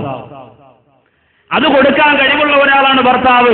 അല്ലാത്ത ഒരാൾക്ക് ഇവിടെ ഭർത്താവ് എന്ന് പറയുന്നില്ല, അല്ലാത്ത ഒരാൾ പെണ്ണ് കെട്ടാനും പാടില്ല. മനിസ്തതാ മിൻകുമുൽ ബാഅത ഫൽയതസവ്വജ്. പെണ്ണിന് കൊടുക്കാനുള്ളത് എന്തൊക്കെയാണോ അത് കൊടുക്കാനുള്ള കഴിവാണ് ഉണ്ടായാൽ അവൻ പെണ്ണ് കെട്ടണം. അങ്ങനെ കല്യാണം കഴിഞ്ഞാൽ, അങ്ങനെ നിക്കാഹ് കഴിഞ്ഞാൽ, ഭാര്യമാരെ കുറിച്ച് നമ്മൾ ഒരുപാട് കേട്ടിട്ടുള്ളതാണ്. ഭാര്യമാരുടെ കടമകൾ, കടപ്പാടുകൾ, അവരുടെ ജീവിതങ്ങളെല്ലാം നമ്മൾ ഒരുപാട് കേട്ടിട്ടുള്ളതാണ്. അതെന്റെ പ്രിയപ്പെട്ട സഹോദരങ്ങൾക്കും അറിയാം. അവർ തന്നെ പറയാറുണ്ട്, മതപ്രഭാഷണം കേട്ടിട്ട് പ്രിയപ്പെട്ട ഭർത്താക്കന്മാര് പറയാറുണ്ട്, വീട്ടിലേക്ക് ചെന്നിട്ട് ഭാര്യയോട് പറയാറുണ്ട്, എന്താ ഉസ്താദ് പറഞ്ഞത് നീ കേട്ടോ, സുജൂദ് ചെയ്യണം, സുജൂദ്.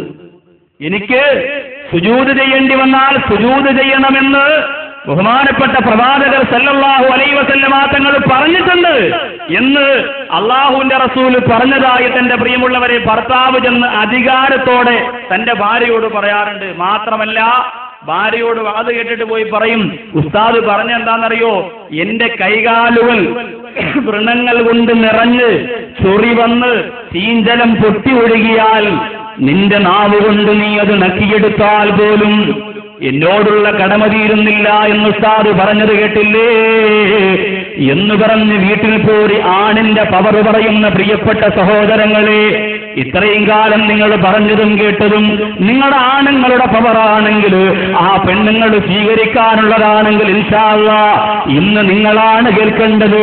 പെണ്ണെന്ന് പറഞ്ഞാ വീട്ടിലെ അടുക്കള ജോലിക്ക് വേണ്ടി താലി കെട്ടി കൊണ്ടുവരുന്നതല്ല.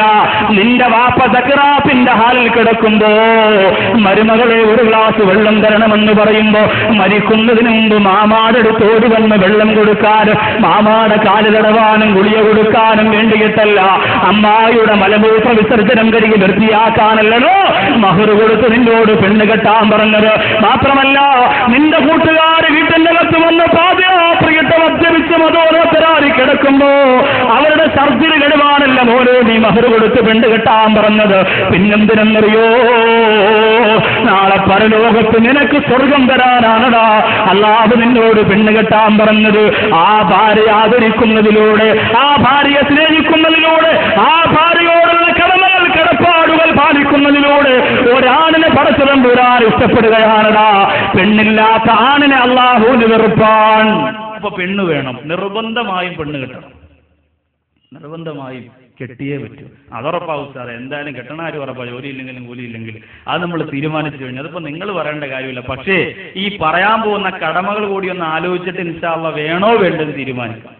അപ്പൊ അങ്ങനെ നിക്കാഹ് കഴിഞ്ഞാൽ ഭാര്യമാരെ കുറിച്ച് മാത്രം നമ്മൾ ഇങ്ങനെ വല്ലാണ്ട് വേദനിപ്പിക്കുന്ന രീതിയിൽ പറയാറുണ്ട്. പെണ്ണ് ഭർത്താവിന്റെ അനുവാദമില്ലാതെ പുറത്തിറങ്ങാൻ പാടില്ല, ആ പെണ്ണ് ഭർത്താവിനോട് കയർത്ത് സംസാരിക്കാൻ പാടില്ല, ആ ഭർത്താവിന്റെ മനസ്സിനെ വേദനിപ്പിക്കാൻ പാടില്ല. ഇതെല്ലാം നമ്മൾ പറയുമ്പോഴും ഒരു കുടുംബനാഥനായിട്ട് നെഞ്ചു വിരിച്ചിരിക്കുന്ന ആണുങ്ങളായ നിങ്ങളോട് എനിക്ക് പറയാനുള്ളത്, ഇന്നുവരെ പ്രിയപ്പെട്ട ഭാര്യയുടെ വിഷയത്തിൽ നിങ്ങൾ പടച്ചോനെ പേടിച്ചിട്ടുണ്ടോ? ഇന്നുവരെ ആ പെണ്ണിന്റെ വിഷയത്തിൽ നിങ്ങൾ അല്ലാഹുവിനെ ഭയന്നിട്ടുണ്ടോ? എടാ, നീ കെട്ടിക്കൊണ്ടുവന്ന പെണ്ണിന് 3 നേരം ചിലവിന് കൊടുക്കുന്നത് കൊണ്ട് നീ ഒരു ഉത്തമ കുടുംബനാഥനായില്ല.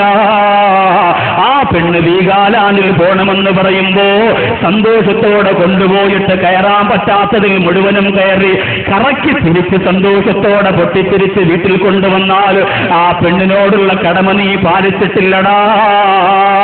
അല്ലാഹുവിന്റെ ഹബീബായ പ്രവാചകർ സഹാബത്തിനോട് പറയാ, സഹാബാ, നിങ്ങളിൽ ആര് കല്യാണം കഴിക്കാൻ തീരുമാനിച്ചാൽ, നിങ്ങളിൽ ആര് കല്യാണം കഴിച്ചാൽ, നിങ്ങളിൽ ഏത് ഭർത്താക്കന്മാരുണ്ടെങ്കിലും ഞാൻ ഈ പറയാൻ പോകുന്ന കടമകൾ നിങ്ങൾ പാലിച്ചില്ലാരെങ്കിൽ നാളെ പരലോകത്ത് മഹ്ശറാവൻ സഭയിൽ തോള് ചരിഞ്ഞവരായി വരുമെന്ന് മുത്തുനബി മുഹമ്മദ് മുസ്തഫ. യൗമ യഖൂമു റൂഹു വൽ മലാ മലായികതു സഫൽ ലാ യതകല്ലമൂന ഇല്ലാ മൻ അദിന ലഹുർ റഹ്മാൻ. ഒരു ജീവിക്ക് പോലും സൃഷ്ടാവായ തമ്പുരാന്റെ അനുവാദമില്ലാതെ ചലിക്കാൻ കഴിയാത്ത, ശബ്ദിക്കാൻ കഴിയാത്ത മഹിഷറയുണ്ടല്ലോ. ഓ മഹിഷറാവൻ സഭയിൽ ജനങ്ങളെല്ലാവരും നിന്യനായി നീചനായി വലിച്ചെറിയപ്പെടുന്ന രൂപത്തിലും ഭാവത്തിലും അതാ കടമകൾ പാലിക്കാത്ത ഭർത്താക്കന്മാരെ കൊണ്ടുവരുന്നതാണ്. തോള് ചരിഞ്ഞവരായി വരും, വെറും നിസ്സാരന്മാരായി, വെറും നിന്ദ്യരായി, നികൃഷ്ടരായി പരലോകത്ത് അല്ലാഹു കൊണ്ടുവരും. ഭർത്താവിന്റെ ആ ഭാര്യയോടുള്ള കടമ പാലിക്കാത്ത ഭർത്താക്കന്മാരെയാണ് അങ്ങനെ ഇവിടെ കൊണ്ടുവരിക. അങ്ങനെയാണ് അവരെ കൊണ്ടുവരിക. അത് വെറും നിസ്സാരമാണ്. അള്ളാഹുവിന്റെ ഹബീബായ പ്രവാചകർ എണ്ണി എണ്ണി പറയുന്ന കുറെ കടമകളുണ്ട്. അതെന്റെ പ്രിയപ്പെട്ട ഭർത്താക്കന്മാരോട് ഞാൻ പറയാണ്.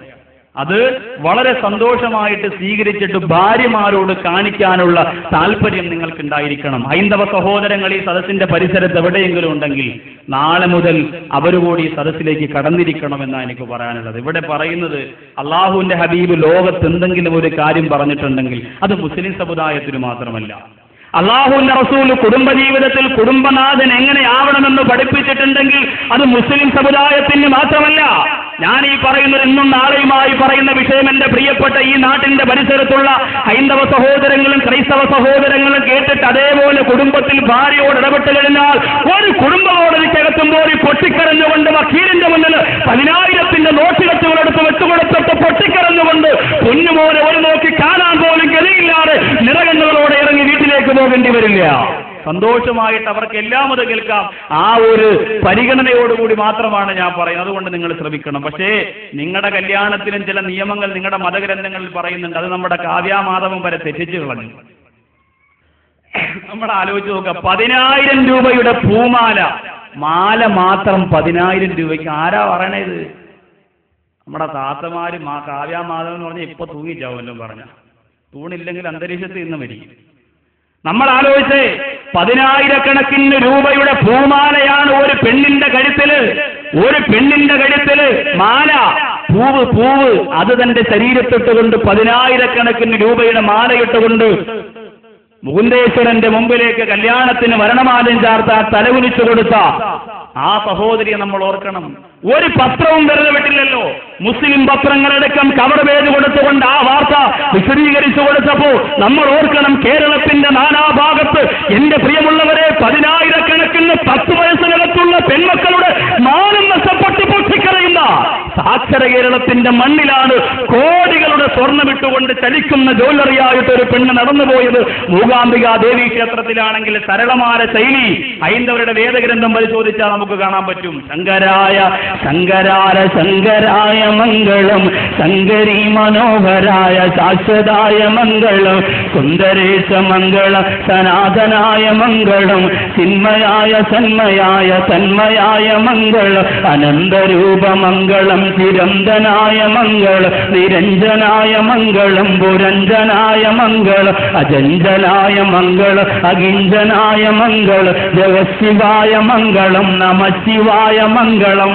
ഭാര്യയുടെ സാരിത്തുമ്പും ഭർത്താവിന്റെ മുണ്ടിന്റെ തുമ്പും പിടിച്ച് കെട്ടിയിട്ട് നിലവിളക്കിന്റെ പിന്നാലെ ഇങ്ങനെ നടക്കും മംഗളം പാടി. ഏത് ഭാര്യ ഭർത്താവാ ഇന്ന് നടക്കും. ഇതെങ്ങനെയും നടന്നെങ്കിലല്ലേ വീട്ടിൽ പോകാൻ പറ്റും. ആ വെപ്രാളത്തിലെ പുയ്യാപ്പ് നടക്കണേ. അല്ലാതെ ഈ നാമം ജപിച്ചുകൊണ്ട് നടക്കുന്ന എത്ര ഹൈന്ദവ സഹോദരങ്ങളുണ്ട്. എന്തിനേറെ എന്റെ പ്രിയമുള്ളവരെ, ഒരു മതത്തിന്റെ ആചാരങ്ങളും അതേപടി അനുസരിച്ചുകൊണ്ട് ഒരു കല്യാണം നമ്മുടെ കേരളത്തിൽ നടക്കുന്നില്ല. ക്രൈസ്തവ മതത്തിൽ പോലും നടക്കുന്നില്ല. അപൂർവം ചിലർ നമ്മൾ നിർബന്ധമായും പള്ളി വെച്ച് നിക്കാഹ് നടത്തുന്ന പോലെ അപൂർവം ചില സഹോദരങ്ങൾ അങ്ങനെ, സുഹൃത്തുക്കൾ അങ്ങനെ ചെയ്യുന്നുണ്ട്. അതിനപ്പുറം ഒരാളെയും നമുക്ക് കാണാൻ പറ്റുന്നില്ല. പക്ഷേ സരളമായ ശൈലിയാണ് വിശുദ്ധ ഇസ്ലാമിന്റെ പ്രിയമുള്ളവരെ നിക്കാഹിന് വേണ്ടി ഞങ്ങൾക്ക് സമ്മാനിച്ചിട്ടുള്ളത്. അങ്ങനെ ഒരു നിക്കാഹ് കഴിഞ്ഞാൽ إن الرجل إذا نظر امرأته ونظرت إليه نظر الله إليهما نظرة رحمة. കല്യാണം കഴിഞ്ഞൊരു ഭർത്താവ് ഭാര്യയുടെ മുഖത്ത് നോക്കിയാൽ, ഭാര്യ ഭർത്താവിന്റെ മുഖത്ത് നോക്കിയാൽ അവർ രണ്ടുപേരുടെയും മുഖത്തേക്ക് സൃഷ്ടാവായ തമ്പുരാൻ നളറല്ലാഹു ഇലൈഹിമാ നളറത റഹ്മാ, റഹ്മത്തിന്റെ നോട്ടം അല്ലാഹു നോക്കുന്നതാണ്. വൈദാ അഖദ ബികഫിഹാ, ഭാര്യയുടെ വിരൽത്തുമ്പിലേക്ക് കൈവിരലിലേക്ക് ആ ഭർത്താവെന്ന് പിടിച്ച തസാഖത്ത് ദുനൂബഹുമാ ഫീ ഖിലലി അസാബിഹിമാ, അവരുടെ വിരൽത്തുമ്പുകൾക്കിടയിലൂടെ അവർ ചെയ്തു പോര പാതകങ്ങളെ പടച്ചറമ്പുരാ പൊറുക്കുമെന്ന് പറയുമ്പോ എടാ നിക്കാഹിന് ഇസ്ലാമല്ല സ്ഥാനം കൽപ്പിക്കുന്നുണ്ട്, മുസ്ലിമേ നിക്കാഹിന് ഇസ്ലാമല്ല വില കൊടുക്കുന്നുണ്ട്. അതിനെ കേവലം ഒരു വികാര പൂർത്തീകരണത്തിന് വേണ്ടി മാത്രം കാണാൻ പാടില്ല. നിന്റെ തിളയ്ക്കുന്ന പ്രായത്തിന്റെ എടുത്തുചാട്ടം കുറയ്ക്കാൻ വേണ്ടി രക്ഷകർത്താക്കൾ പെണ്ണ് കെട്ടാൻ പറഞ്ഞതായി കണക്കാക്കാൻ പാടില്ല. ചില സഹോദരങ്ങൾ വീട്ടിലിരുന്ന് വസ്ത്രമലക്കിക്കൊണ്ടിരിക്കുമ്പോ മുണ്ടിങ്ങനെ അടിച്ചു കഴുകിക്കൊണ്ടിരിക്കുമ്പോ അപ്പുറത്തെ താത്ത വിളിച്ചു പറയും, എടാ ശുക്കൂറെ എന്തിനാടാ നീ ഇങ്ങനെ നടക്കണേ, പോയി ഒരു പെണ്ണ് കെട്ടടാ എന്ന് പറഞ്ഞാൽ മുണ്ടുടുപ്പും കഴിവാൻ ഒരു യന്ത്രം വാങ്ങിക്കാൻ പറയണ പോലെയാ. മുണ്ടുടുപ്പും കഴിവാൻ ഒരു യന്ത്രം വാങ്ങാൻ പറയുന്ന പോലെയാ. ചില സഹോദരങ്ങൾ പറയാറുണ്ട്, ആ ഒരു വീട്ടുജോലിക്കാരിയായിട്ട് ഒരു പെണ്ണിന് നില കൊടുക്കുന്ന ഒരു അവസ്ഥ ചില സഹോദരങ്ങളുടെ മനസ്സിൽ ഉണ്ടാവാറുണ്ട്. അതല്ല വിശുദ്ധ ഇസ്ലാം പറയുന്നത്. വിശുദ്ധ ഇസ്ലാം പറയുന്നു, നീ ഒരു ഭർത്താവായാൽ ഇല്ലെങ്കിൽ ഭർത്താവാകാൻ പോകുന്നെങ്കിൽ ഒന്നാമത്തെ നിബന്ധന, പഠിച്ചോ എന്റെ പ്രിയപ്പെട്ട സഹോദരങ്ങൾ, ശ്രദ്ധാപൂർവം കേട്ടോ എന്റെ പ്രിയപ്പെട്ട സഹോദരങ്ങൾ, ഒന്നാമത്തെ നിബന്ധന അല്ലാഹുവിന്റെ റസൂല് പറയുകയാണ്, ഇഹ്തിറാമുർ റജുലിൽ മർഅതി വഇക്റാമുഹാ, നിന്റെ ഭാര്യയെ നീ ബഹുമാനിക്കുക. പള്ളിയിലെ ഉസ്താദിനെ ബഹുമാനിക്കില്ല, പിന്നെ പെണ്ണും പിള്ളയെ ബഹുമാനിക്കുക. ഭർത്താവിനോട് പറയാ, അല്ലാഹുവിന്റെ റസൂല് പറയുന്നു, ഒന്നാമത്തെ നിബന്ധന ഇഹ്തിറാമുർ റജുലി വഇക്റാമുഹാ, നിന്റെ ആ ഭാര്യയെ നീ ബഹുമാനിക്കുകയും ആദരിക്കുകയും ചെയ്യുക. ഭാര്യയെ ബഹുമാനിക്കുകയും ആദരിക്കുകയും ചെയ്യുക. നമ്മൾ പറയും, നമ്മൾ വീട്ടിൽ വരുമ്പോൾ ഭാര്യ എഴുന്നേൽക്കണം, നമ്മളെ കണ്ടാൽ ഭാര്യ എഴുന്നേൽക്കണം, നമ്മൾ പോകുമ്പോഴും ഭാര്യ എഴുന്നേറ്റ് നിൽക്കണം, നമ്മൾ പോയാൽ ഗേറ്റിന്റെ ഭാഗം വരെ പ്രിയപ്പെട്ട ഭാര്യ നമ്മളെ കൊണ്ടാക്കാൻ വേണ്ടി വരണം. നമ്മളെ ആദരവിന്റെ എല്ലാ കാര്യങ്ങളും നമ്മൾ പറയാറുണ്ട്. പക്ഷേ പെണ്ണിനെ നീ ആദരിക്കണം, പെണ്ണിനെ നീ ആദരിക്കണം, ബഹുമാനിക്കണം. എങ്ങനെ ബഹുമാനിക്കണം? കരയ്ക്ക് ഉപ്പ് കൂടിപ്പോയെന്നറിയുമ്പോ മടത്ത് കെട്ടിയിട്ട് ഓടി വന്ന് മുടിക്കുത്തിന് പിടിച്ചിട്ട് ചുവരിൽ 4 ഇടി ഇടിക്കുമ്പോ ചുവരിന് ഉപ്പ് കൂടും. അതല്ല ആദരവ്. അല്ലാഹുവിന്റെ റസൂല് പറയുന്നു, മാ അക്റമൻ നിസാ ഇല്ലാ കരീം വമാ അഹാനഹുന്ന ഇല്ലാ ലഈൻ. മാ അക്റമൻ നിസാ, പെണ്ണുങ്ങളെ ആദരിക്കുകയില്ല, ഇല്ലാ കരീം, അല്ലാഹു ആദരിച്ച ആദരവുള്ള മനുഷ്യർക്ക് മാത്രമേ പെണ്ണിനെ ആദരിക്കാൻ പറ്റൂ. വമാ അഹാനഹുന്ന ഇല്ലാ ലഈൻ. സ്ത്രീകളെ നിസാരമാക്കുന്നവരാരാ? സ്ത്രീകളെ കുറ്റം പറയുന്നവരാരാ? സ്ത്രീകളെ അടുക്കളക്കകപ്പെട്ട് ചവച്ചരച്ച ചവച്ചുകുട്ടയിലേക്ക് ചവച്ചുറുപ്പുന്നതാരാ? ഇല്ലാ ലഈൻ. അവരല്ലാഹു ശപിക്കപ്പെട്ടവരാ. എടോ, നീ ചിലവിന് കൊടുക്കുമെന്ന് പറഞ്ഞുകൊണ്ട് ആ പെണ്ണിനെ കേവലം ഒരു വീട്ടുവേലക്കാരിയായിട്ട് ചിത്രീകരിക്കാൻ പാടില്ല. ആ ഒരു ചിന്ത ആരുടെയെങ്കിലും മനസ്സിലുണ്ടെങ്കിൽ വസ്ത്രമലക്കാനുള്ള യന്ത്രമാണ് നിന്റെ ഭാര്യയെന്ന് തോന്നിയ, വീട് കഴിവാനുള്ള യന്ത്രമാണ് നിന്റെ ഭാര്യയെന്ന് തോന്നിയ, നിന്റെ വാപ്പാക്ക് കഞ്ഞി വെച്ച് കൊടുക്കാൻ വേണ്ടി മാത്രമാണ് നീ ഒരു പെണ്ണ് കെട്ടുന്നതെന്ന് തോന്നിയ, ഭർത്താവിനെ പടച്ചോനിഷ്ടമല്ല. ആ ഭർത്താവ് അതിനു വേണ്ടി തുനിയണ്ട, ആണ് പെണ്ണ് കെട്ടണ്ട. മറിച്ച് പെണ്ണ് കെട്ടിയാൽ ഒന്നാമത്തെ നിബന്ധന എന്താണ്? അല്ലാഹുവിന്റെ റസൂല് ആണുങ്ങളോട് പറയുന്നു, ആ പെണ്ണിനെ നീ ആദരിച്ചിരിക്കണം. വെറുതെ ആദരിക്കണ്ട, വെറുതെ ആദരിക്കണ്ട. സാധാരണ പണ്ടുള്ളവർ പറയാറുണ്ട്, സ്വന്തം കൃതിയും പരസ്ത്രീയും മാന്യവൽക്കരിക്കപ്പെടുമെന്നൊരു ചൊല്ലുണ്ട്. സ്വന്തം കൃതി എന്ന് പറഞ്ഞാൽ, ഇപ്പൊ ഇവിടെ ഈ പ്രസംഗപീഠം ഉണ്ടാക്കിയ ഒരാളുണ്ടെങ്കിൽ അയാൾ പറയും, സാർ എങ്ങനെയുണ്ട്, നിങ്ങൾക്ക് നിന്ന് പ്രസംഗിക്കാൻ പറ്റിയ അല്ലേ, ഇത് ഞാനാ ഉണ്ടാക്കിയത്. ഇത് കഴിഞ്ഞിട്ട് ഇനി വേറെ ആരെങ്കിലും ലോകത്ത് വേണമെങ്കിൽ പെരുന്തച്ഛനെ കൊണ്ടേ പറ്റുള്ളൂ.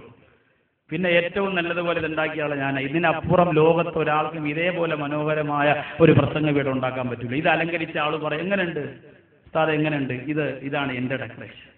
ഇതുപോലെ ലോകത്ത് ഏതെങ്കിലും സ്ഥലത്ത് ഇതുപോലെ അലങ്കരിക്കാൻ പറ്റും? അവരവർ ചെയ്യുന്നതിന് അവരവർക്ക് 100% താല്പര്യമുണ്ട്. ഇതേപോലെ പരസ്ത്രീകളെ, നമ്മുടെ വീട്ടിലുള്ള ഭാര്യമാരെ നമ്മൾ ബഹുമാനിക്കൂല, അപ്പുറത്തെ ശുക്കൂറാക്കയുടെ ഭാര്യ നമ്മൾ കാണുമ്പോഴോ അൽഹംദുലില്ലാ അവിടെ വേണം നമ്മളെ വീട്ടിൽ സുബ്ഹാനല്ലാഹ് ഭാര്യയുടെ മുഖത്ത് ആദരവോടുകൂടി ഒന്ന് നോക്കാനുള്ള നേരമില്ല.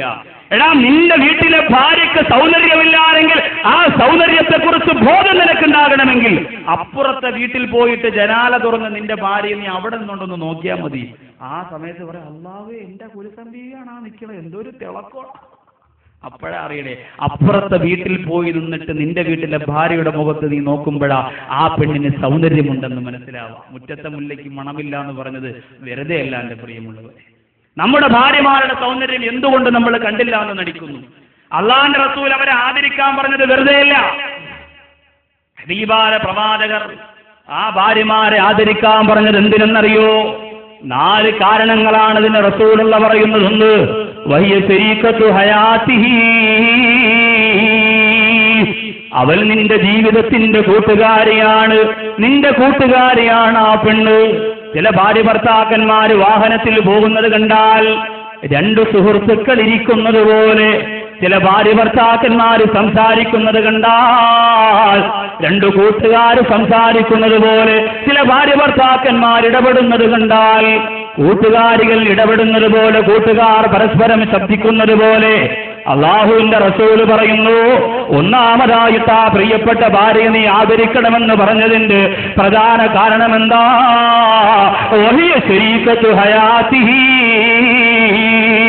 എടാ പെണ്ണ് നിന്റെ ജീവിതത്തിന്റെ പങ്കാളിയാണ്, കൂട്ടുകാരിയാണ്.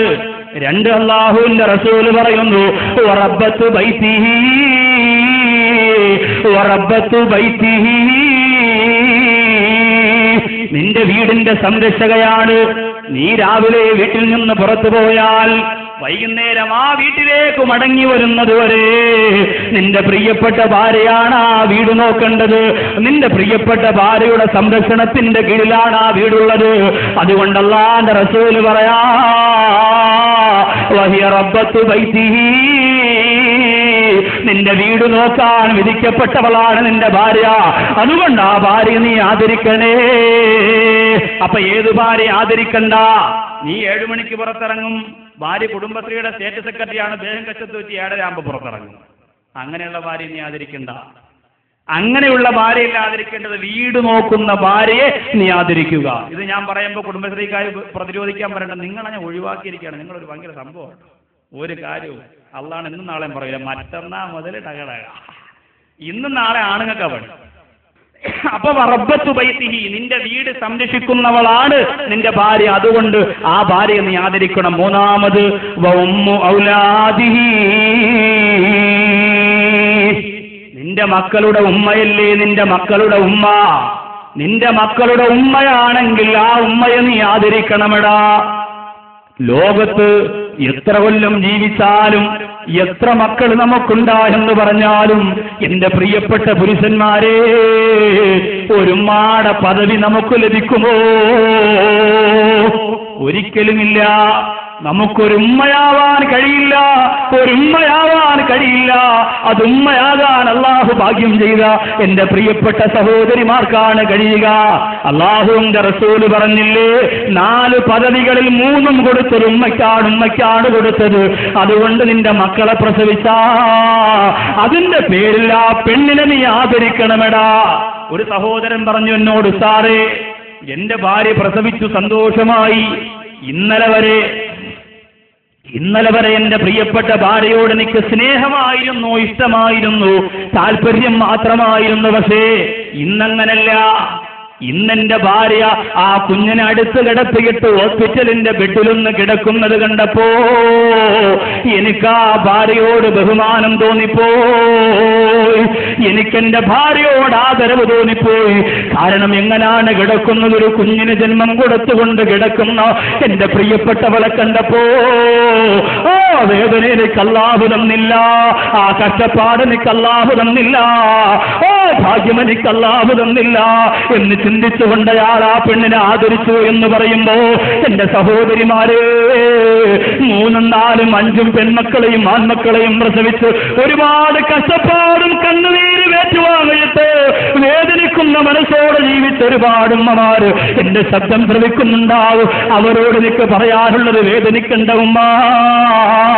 വഴിതെറ്റാതെ നിങ്ങളെ പൊന്നോമന മക്കളെ നിങ്ങൾ വളർത്തിക്കൊണ്ടുവന്നെങ്കിലോ, വഴിതെറ്റാതെ വഴിപിഴയ്ക്കാതെ നിങ്ങളുടെ പൊന്നോമന മക്കളെ നിങ്ങൾ വഴിതെളിച്ചു കൊണ്ടുവന്നെങ്കിലോ, ആ മക്കള് കാരണം നിനക്കൊരു വലിയ പദവി കിട്ടിപ്പോയി ഉമ്മ.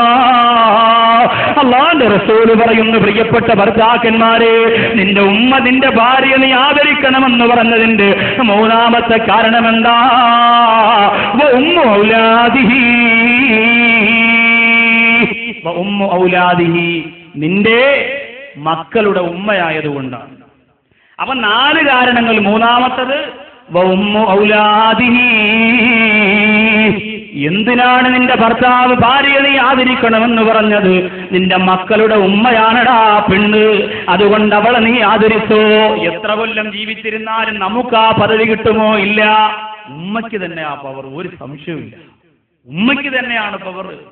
3 പദവി ഉമ്മയ്ക്കാ കൊടുത്ത് നമുക്ക് കിട്ടോ? ഗർഭം ചുമന്നത് 10 മാസം തല്ലയാ, പ്രസവിച്ച വേദന തിന്നതും അവർ തന്നെയാ, പാലും കൊടുത്തു വളർത്തലും അവരാണേ, ഈ 3 കാര്യം ഉപ്പയിൽ ഒഴിവാണേ. എന്റെ പ്രിയമുള്ളവരെ, നമ്മുടെ പ്രിയപ്പെട്ട ഉമ്മായുടെ പവറിനെ കുറിച്ചാ പറയുന്നത്. എന്റെ വിഷയത്തിലേക്ക് മടങ്ങി വരുന്നു. 4ാമത്, ഒരു ഭാര്യയെ നീ ആദരിക്കണമെന്ന് അല്ലാഹുവിന്റെ റസൂൽ പറഞ്ഞത് എന്തിനെന്നറിയോ? വമൗലിഉ സിരിഹി, വമൗലിഉ സിരിഹി, നിന്റെ രഹസ്യമാണ് പ്രിയപ്പെട്ടവരെ നിന്റെ ഭാര്യ. എടാ, നിന്റെ രഹസ്യം ലോകത്ത് ഏറ്റവും കൂടുതൽ അറിവുള്ളത് ആർക്കെന്നറിയുമോ? നിന്റെ പ്രിയപ്പെട്ട ഭാര്യക്കാണ്. ഒന്നും അറിഞ്ഞില്ല എന്നുള്ള ധാരണ വേണ്ട.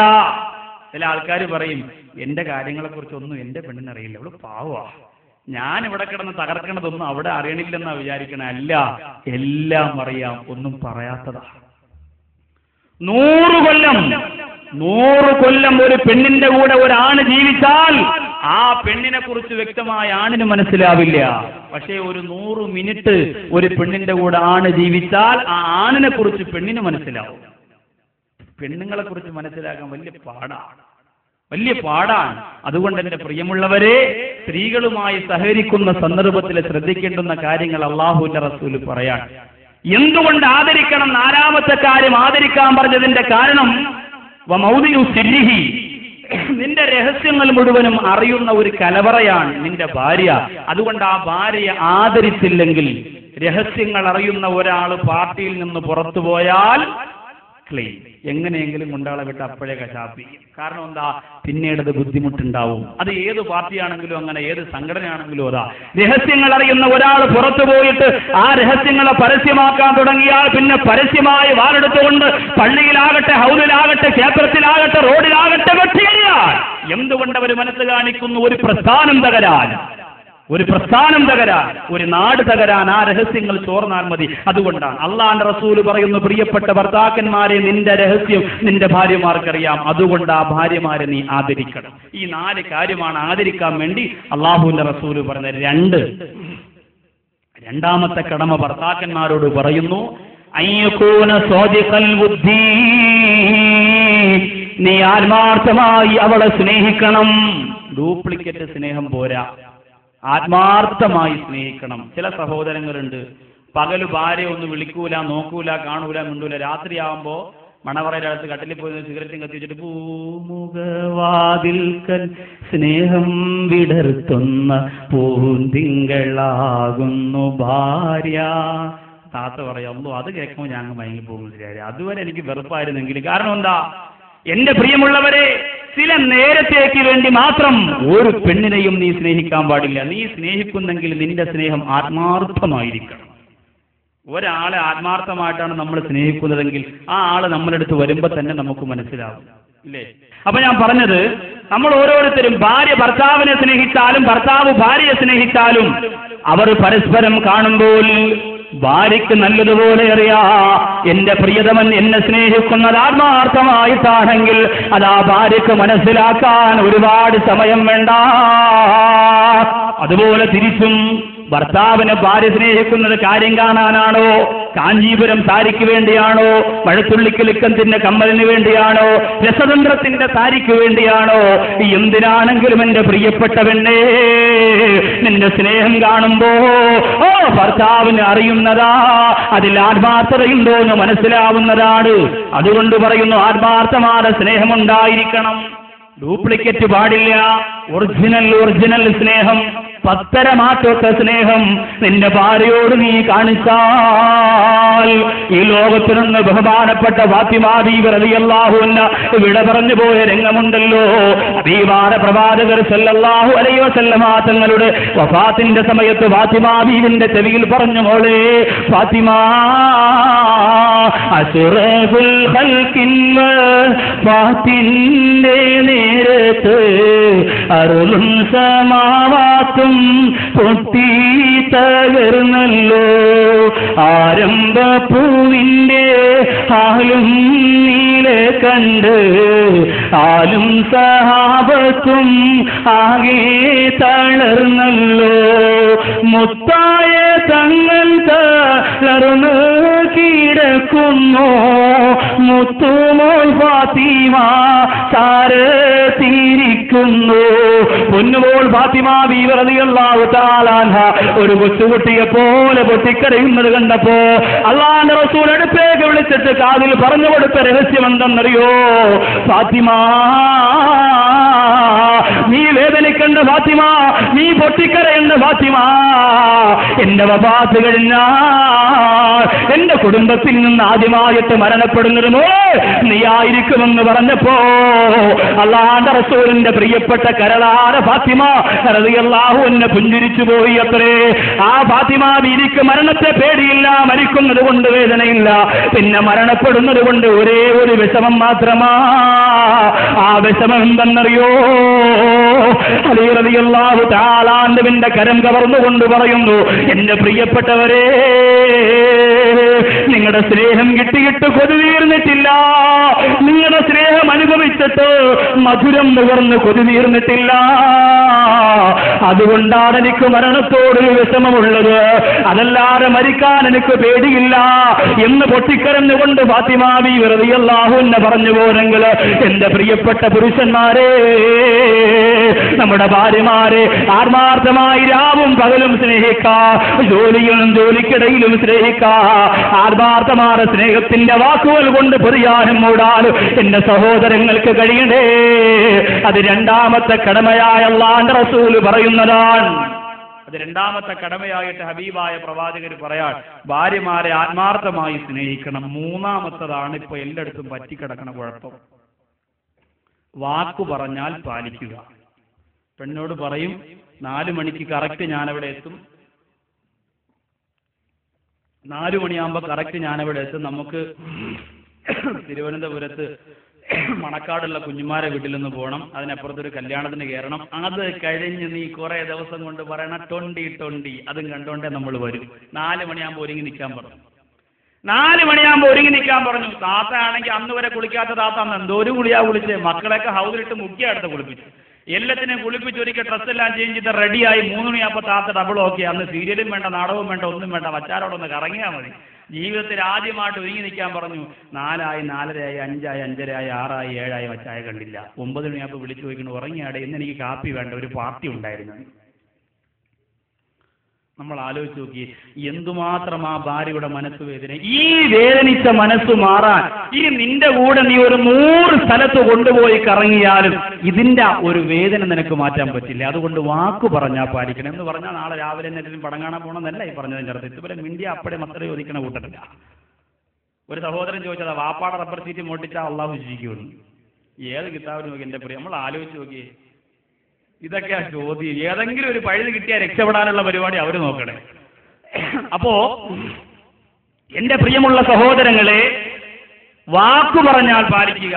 ഭാര്യമാരുടെ കഷ്ടപ്പാട് കൂടി നമ്മൾ ആലോചിക്കണം. ഒരു വീട്ടിനകത്ത് എന്തെല്ലാം ജോലിയുണ്ട്. എന്ത് ജോലി ഇതാണ് നമ്മൾ പറയാ. പക്ഷേ നീ രാവിലെ കുളിച്ചൊരുങ്ങി ഡ്രസ് ചെയ്ത് വീട്ടിൽ നിന്ന് പുറത്തിറങ്ങിയാൽ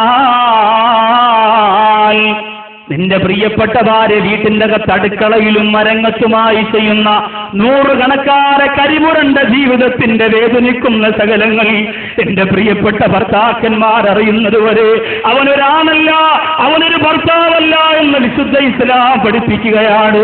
എന്റെ പ്രിയമുള്ളവരെ, എത്രയോ ആളിന്റെ സദസ്സിൽ ഈ വിനീതന് പൊട്ടിക്കരഞ്ഞു പോകുന്ന സഹോദരിമാരുടെ ഒരുപാട് ലെറ്ററുകൾ ആവശ്യത്തായി വായിക്കാൻ കഴിഞ്ഞിട്ടുണ്ട്. ഉസ്താദേ, എന്റെ പ്രിയപ്പെട്ട ഭർത്താവ് ഒരു ദിവസമെങ്കിലും എന്റെ കൂടെ ഒന്ന് സ്വലാത്ത് ചെല്ലാൻ എന്റെ പാല് ചരടൂരിയിട്ട് ഞാൻ ഇസ്ലാമിന് വേണ്ടി സുരക്ഷ ചെയ്യുകയാ. എന്റെ ഭർത്താവ് കള്ളുപിടിച്ചു കൊണ്ടുവന്ന് എന്നും എന്നെ ഉപദ്രവമാണ് ഉസ്താദ്. രാത്രിയിൽ എന്റെ ഭർത്താവ് വരുമ്പോ പ്രിയപ്പെട്ടവന് കഴിക്കാനായിട്ട് ഉച്ചയ്ക്ക് പോലും സുഭിക്ഷമായ ഭക്ഷണം 4 കൂട്ടം കറിയുമുണ്ടാക്കി വീട്ടിനകത്ത് പ്രിയതവന് വേണ്ടി കൊതിയോടെ കാത്തിരിക്കുമ്പോ കള്ളുമൂക്കറ്റം കുടിച്ചിട്ട് കൂട്ടുകാര് കൊണ്ടുവന്ന് വീടിന്റെ മുറ്റത്തെറിഞ്ഞിട്ട് പോകുമ്പോ താകിയെടുത്ത് കൊണ്ടുവന്ന് കുളിപ്പിച്ച് കിടത്തലാണ് എന്റെ ജോലി. അതൊന്ന് മാറിക്കിട്ടാ. എന്തു വേണമോ പള്ളിക്ക് കൊടുക്കാ, യതീഖാനയ്ക്ക് കൊടുക്കാ, മദ്രസയ്ക്ക് കൊടുക്കാ എന്ന് പൊട്ടിക്കരഞ്ഞുകൊണ്ട് പറയുന്ന എത്രയോ സഹോദരിമാരുണ്ട്. എന്റെ പ്രിയപ്പെട്ട ഉപ്പമാര് പഠിച്ചോ, ചിന്തിച്ചോ. നിങ്ങളെപ്പോലെയുള്ള വാപ്പമാര്, എന്റെ പ്രിയമുള്ളവരെ, ഭർത്താവിനെ കുറിച്ച് വ്യക്തമായി എന്നെ അഴിക്കാതെ മനസ്സിലാക്കാതെ എന്തെങ്കിലും ഒരു പവർ കണ്ടതിന്റെ പേരിൽ മാത്രം നിന്റെ പൊന്നുമോളെ പിടിച്ചുകൊടുത്താ അവസാനം നീയും നിന്റെ ഭാര്യയും വീട്ടിനകത്തിരുന്ന് ദിക്ർ ചെല്ലുമ്പോ നിന്റെ പ്രിയപ്പെട്ടവർ നിന്റെ പൊന്നാര മരുമകനെ കുളിമുറിക്കകത്തിട്ട് കുളിപ്പിച്ച് കൊണ്ടുവന്ന് കിടത്തിയിട്ട് മുസല്ലയിൽ നിന്ന് പൊട്ടിക്കരഞ്ഞു ദുആ ചെയ്യുന്ന ഒരവസ്ഥ വന്നു പോകും ചെറുപ്പക്കാരാ. അതുകൊണ്ട് അല്ലാഹുവിന്റെ റസൂൽ പറയുന്ന പോലെ ജീവിതത്തിലുള്ള പെണ്ണിന്റെ തിരക്കിനെ കുറിച്ച് നീ പഠിക്കണമെടാ. അടുക്കളയുടെ അകത്ത് നടക്കുന്നത് എന്തെന്ന് നീ അറിയണമെടാ. എന്നിട്ട് എവിടെയെങ്കിലും പോകാ, ഞാൻ 4 മണിക്ക് വരുമെന്ന് പറഞ്ഞാൽ 5 മണിക്ക് വരുമെന്ന് പറഞ്ഞാൽ കൃത്യമായിട്ട് വാക്കുപാലിക്കാനുള്ള ഒരു തയ്യാറെടുപ്പ് നിനക്ക് വേണേ. വാക്കുപാലിക്കുക. അപ്പൊ അല്ലാഹുവിന്റെ റസൂല് പറയുന്നു, അടുത്ത 4ാമത്തെ 3 കാര്യം നമ്മൾ പറഞ്ഞു. ഈ പറയുന്നത് ഓർമ്മ വേണം കേട്ടോ, ഇല്ലെങ്കിൽ തട്ടത്തോലെ വനിതാ ക്ലാസ് നടത്തി കണക്കാവും. 10 വനിതാ ക്ലാസ്, 11ാമത്തെ ക്ലാസ്സിന്റെ ഒന്ന് പരീക്ഷ എന്ന് പറഞ്ഞു. ഒരു താത്ത പറയാ, അടുത്ത ആഴ്ച എനിക്ക് പനിയാണ്. 10 ആഴ്ചത്തെ ചോദ്യം ചോദിക്കുമെന്ന് പറഞ്ഞുകൊണ്ട് അതുപോലെ ഇടയ്ക്കിടയ്ക്ക് ചോദ്യം ചോദിക്കുന്നത് ഒരു വിഷമം വേണ്ട. നിങ്ങൾ തന്നെ പഠിച്ചോ, ചോദ്യമൊന്നുമില്ല. ഈ പറയുന്നത് ഒരു ഉപയോഗം വേണ്ടേ. തൊണ്ട നല്ലതുപോലെ അടച്ചിരിക്കുകയാണ്, ശബ്ദം നല്ലതുപോലെ പുറത്തു വരുന്നില്ല. എന്നിട്ട് പോലും ഈ നാട് നമ്മ എനിക്ക് അത്ര പെട്ടെന്ന് മറക്കാൻ പറ്റില്ലല്ലോ. അതുകൊണ്ട് ഇരിക്കുന്നവരൊക്കെ എൻ്റെ ഉപ്പാമാരും ഉമ്മാമാരും ഉസ്താദുമാരും സഹോദരങ്ങളും സഹോദരിമാരും എല്ലാവരും ബന്ധുക്കളായി. എങ്ങനെയെന്ന് വെച്ചാൽ അറിയാൻ വയ്യ. 2ാമത്തെ കൊച്ചു ആവാറായി. എങ്ങനെയെന്ന് വെച്ചാൽ അറിയാൻ വയ്യ. എല്ലാവരും ദുആ ചെയ്യുക, അല്ലാഹു സുബ്ഹാനഹു വ തആല നമ്മുടെ ബന്ധങ്ങളെ ദീനിന്റെ പേരിലാക്കി മാറ്റുമാറാകട്ടെ. നമ്മളെ കുടുംബത്തിൽ നിന്ന് മരണപ്പെട്ടു പോയവർക്ക് ഈ സദസ്സിന്റെ പ്രാർത്ഥന അല്ലാഹു എത്തിക്കുകയും ഇതിന്റെ ബറക്കത്തുകൊണ്ട് അല്ലാഹുവിടെ ഖബറുകളെ വിശാലമാക്കുകയും ചെയ്യുമാറാകട്ടെ.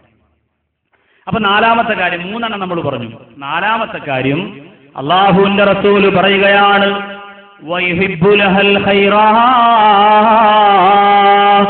നിന്റെ ഭാര്യയ്ക്ക് വേണ്ടിയിട്ട് ഖൈറിനെ ഇഷ്ടപ്പെടണമെന്ന് പറഞ്ഞാൽ സമ്മാനം കൊടുക്കണം. സമ്മാനം വല്ലപ്പോഴും നിന്റെ ഭാര്യയ്ക്കൊരു സമ്മാനം കൊടുക്കണം. എന്റെ സഹോദരങ്ങൾ, ഇന്ന് തന്നെ സമ്മാനം വാങ്ങി വെച്ചിട്ടുണ്ട്. എന്തിനാണ്? ഭാര്യയ്ക്ക് കൊടുക്കാനല്ല, ഭാര്യയാക്കാൻ വേണ്ടി നീ കരുതി വെച്ചിരിക്കുന്ന പെണ്ണിന് നാളെ ഫെബ്രുവരി 14 രാവിലെ കൊണ്ട് കൊടുക്കാൻ കാച്ചിക്കുറുക്കി വെച്ച പാലാണോ, കാനന വനിയിലെ തേനാണോ, കാമിനി നിൻചിരിയേതാണ്, പറയൂ നിൻ മനസ്സിൽ നിന്നെന്താണ്? കാച്ചിക്കുറുക്കി വെച്ച പാലാണോ, കാനന വനിയിലെ തേനാണോ, കാമിനി നിൻചിരിയേതാണ്, പറയൂ നിൻ മനസ്സിൽ നിന്നെന്താണ്? എന്തൊരു ദിനം? ബാലന്റെ ദിനം. നാളെയാ പുള്ളിക്കാരന്റെ ദിനം. ആ ദിനത്തില് സമ്മാനം കൊടുക്കാൻ, ആ സമ്മാനത്തെ കുറിച്ചല്ല ഈ പറയുന്നത്. എടാ, നിന്റെ ഭാര്യയ്ക്ക് നീ നിക്കാഹ് ചെയ്ത് കൊണ്ടുവന്ന് നിന്റെ മക്കളെ പ്രസവിച്ച നിന്റെ ഭാര്യയ്ക്ക് നീ സമ്മാനം കൊടുക്കണം. പാട്ടുപാടി 1ാം സ്ഥാനം നേടിയതിനല്ല, പിന്നെയോ നിന്റെ ഭാര്യയായതിനുള്ള സമ്മാനം. ഓരോ വർഷവും കൊടുക്കാം, 6 മാസത്തിൽ ഒരിക്കൽ കൊടുക്കാം. സമ്മാനം എന്ന് പറഞ്ഞാൽ നിങ്ങൾ പറയും വീട്ടാവശ്യത്തിന് ഒരു മിക്സി വാങ്ങിച്ചു കൊടുക്കുന്നതല്ല സമ്മാനം, ഒരു ഇസ്തിരി വാങ്ങി കൊടുക്കുന്നതല്ല സമ്മാനം. നിന്റെ പെണ്ണിന് ഉപയോഗിക്കാനൊരു സമ്മാനം. ലണ്ടനിൽ നടന്ന ഒരു കഥ, ഒരു ചെറിയ കഥയെക്കുറിച്ച് പറയുന്നുണ്ട്. ഒരു ഭാര്യയും ഒരു ഭർത്താവും കല്യാണം കഴിഞ്ഞ് 1ാമത് വെഡിങ് ആനിവേഴ്സറി അവരാഘോഷിക്കാൻ തീരുമാനിച്ചു. അപ്പൊ രാത്രിയിൽ 2 പേരും കിടന്നു, നാളെയാണ് വിവാഹ വാർഷികം, ഭാര്യ മനസ്സുകൊണ്ട് ചിന്തിച്ചു, ഞാൻ എന്റെ പ്രിയപ്പെട്ടവൻ എന്ത് സമ്മാനം കൊടുക്കും, ഞാൻ എന്റെ പ്രിയതമന് എന്ത് സമ്മാനം കൊടുക്കും നാളെ. ഭാര്യ മനസ്സുകൊണ്ട് ചിന്തിച്ചു, പൈസയൊന്നും കയ്യിലില്ല, രണ്ടുപേരുടെ കയ്യിലും പൈസയില്ല. ഭർത്താവ് മനസ്സുകൊണ്ട് ചിന്തിച്ചു, ഞാനെന്ത് സമ്മാനം എന്റെ പ്രിയപ്പെട്ട ഭാര്യയ്ക്ക് കൊടുക്കും, ഞാനെന്ത് സമ്മാനം ഭർത്താവിന് കൊടുക്കും, ഞാനെന്ത് സമ്മാനം ഭാര്യയ്ക്ക് കൊടുക്കും. രണ്ടുപേരും വേദനയോടെ പ്രയാസത്തോടെ ചിന്തിച്ചുകൊണ്ട് കയ്യിൽ കാരണയില്ലാതെ പൊട്ടിക്കരഞ്ഞുകൊണ്ട് കിടക്കുമ്പോൾ അതിരാവിലെ ഇറങ്ങി നടക്കുകയാണ്. ലണ്ടന്റെ ഒരു ഭാഗത്തെ കടത്തിണ്ണകളിലൂടെ, കടകമ്പോളത്തിന്റെ മുമ്പിലൂടെയുള്ള തെരുവോരങ്ങളിലൂടെ ഭാര്യ നടന്നു പോകുന്നു, മറുഭാഗത്തൂടെ ഭർത്താവ് നടന്നു പോകുന്നു. നടന്നു പോകുന്ന ഭാര്യ മനസ്സുകൊണ്ട് ചിന്തിക്കുന്നു, എന്റെ പ്രിയതമൻ ഏറ്റവും ഇഷ്ടപ്പെട്ടതെന്താ, എന്റെ പ്രിയതമൻ ഏറ്റവും മനസ്സുകൊണ്ട് ആഗ്രഹിക്കുന്നത് ആ പ്രിയതമന്റെ കയ്യിൽ കിടക്കുന്ന വാച്ചാണ്. ആ വാച്ചിന്റെ ചെയിൻ വല്ലാതെ നുരുമ്പിച്ചുപോയി.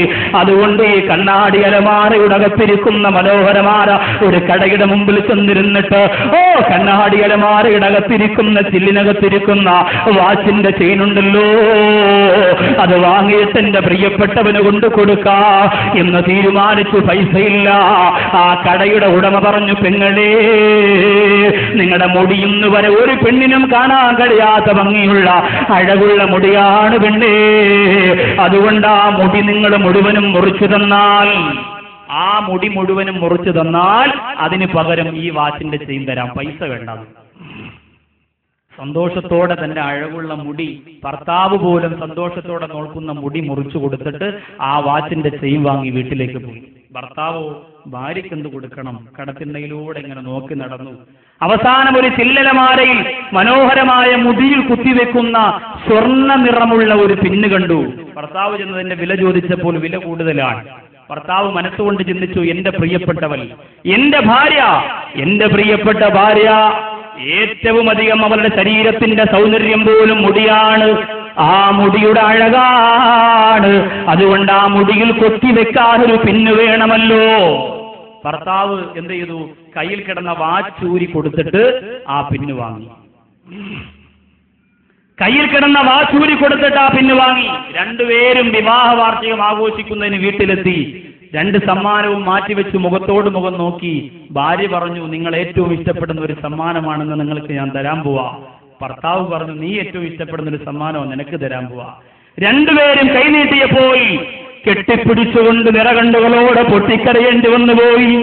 കാരണമെന്താ, തന്റെ ഏറ്റവും അധികം ഇഷ്ടപ്പെടുന്ന ഭർത്താവിന് ഒരു കയ്യിൽ കൊടുക്കുന്ന ചെറിയ ഒരു സമ്മാനത്തിന് വേണ്ടിയിട്ട് താൻ ജീവിതത്തിൽ ഇന്ന് വരെ മരുന്ന് പുരട്ടിയിട്ട് വെളുപ്പിച്ചെടുത്ത മുടിയുണ്ടല്ലോ, ആ മുടി മുറിച്ചു കളഞ്ഞ പെണ്ണേ,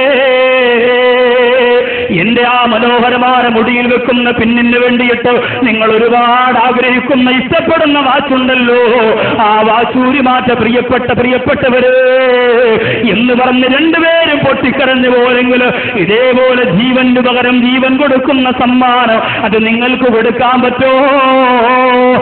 സമ്മാനം കൊടുക്കണമടാ. ആ സമ്മാനമാണ് കൊടുക്കേണ്ടത്. ഇല്ലാതെ മൊബൈൽ ഫോൺ വാങ്ങിക്കൊടുക്കലല്ല ഒരു വലിയ സമ്മാനം. ആവശ്യത്തിനൊരു മൊബൈൽ ഒരു വീട്ടിൽ വേണം, അത് ഭർത്താവിന്റെ കയ്യിലായിരിക്കൽ ഉചിതം. അത് ഭർത്താവിന്റെ കയ്യിലായിരിക്കൽ ഉചിതം. എല്ലാ ഭാര്യമാരുടെ കയ്യിലൊന്നും മൊബൈലുണ്ട്, മക്കളുടെ കയ്യിലും മൊബൈലുണ്ട്.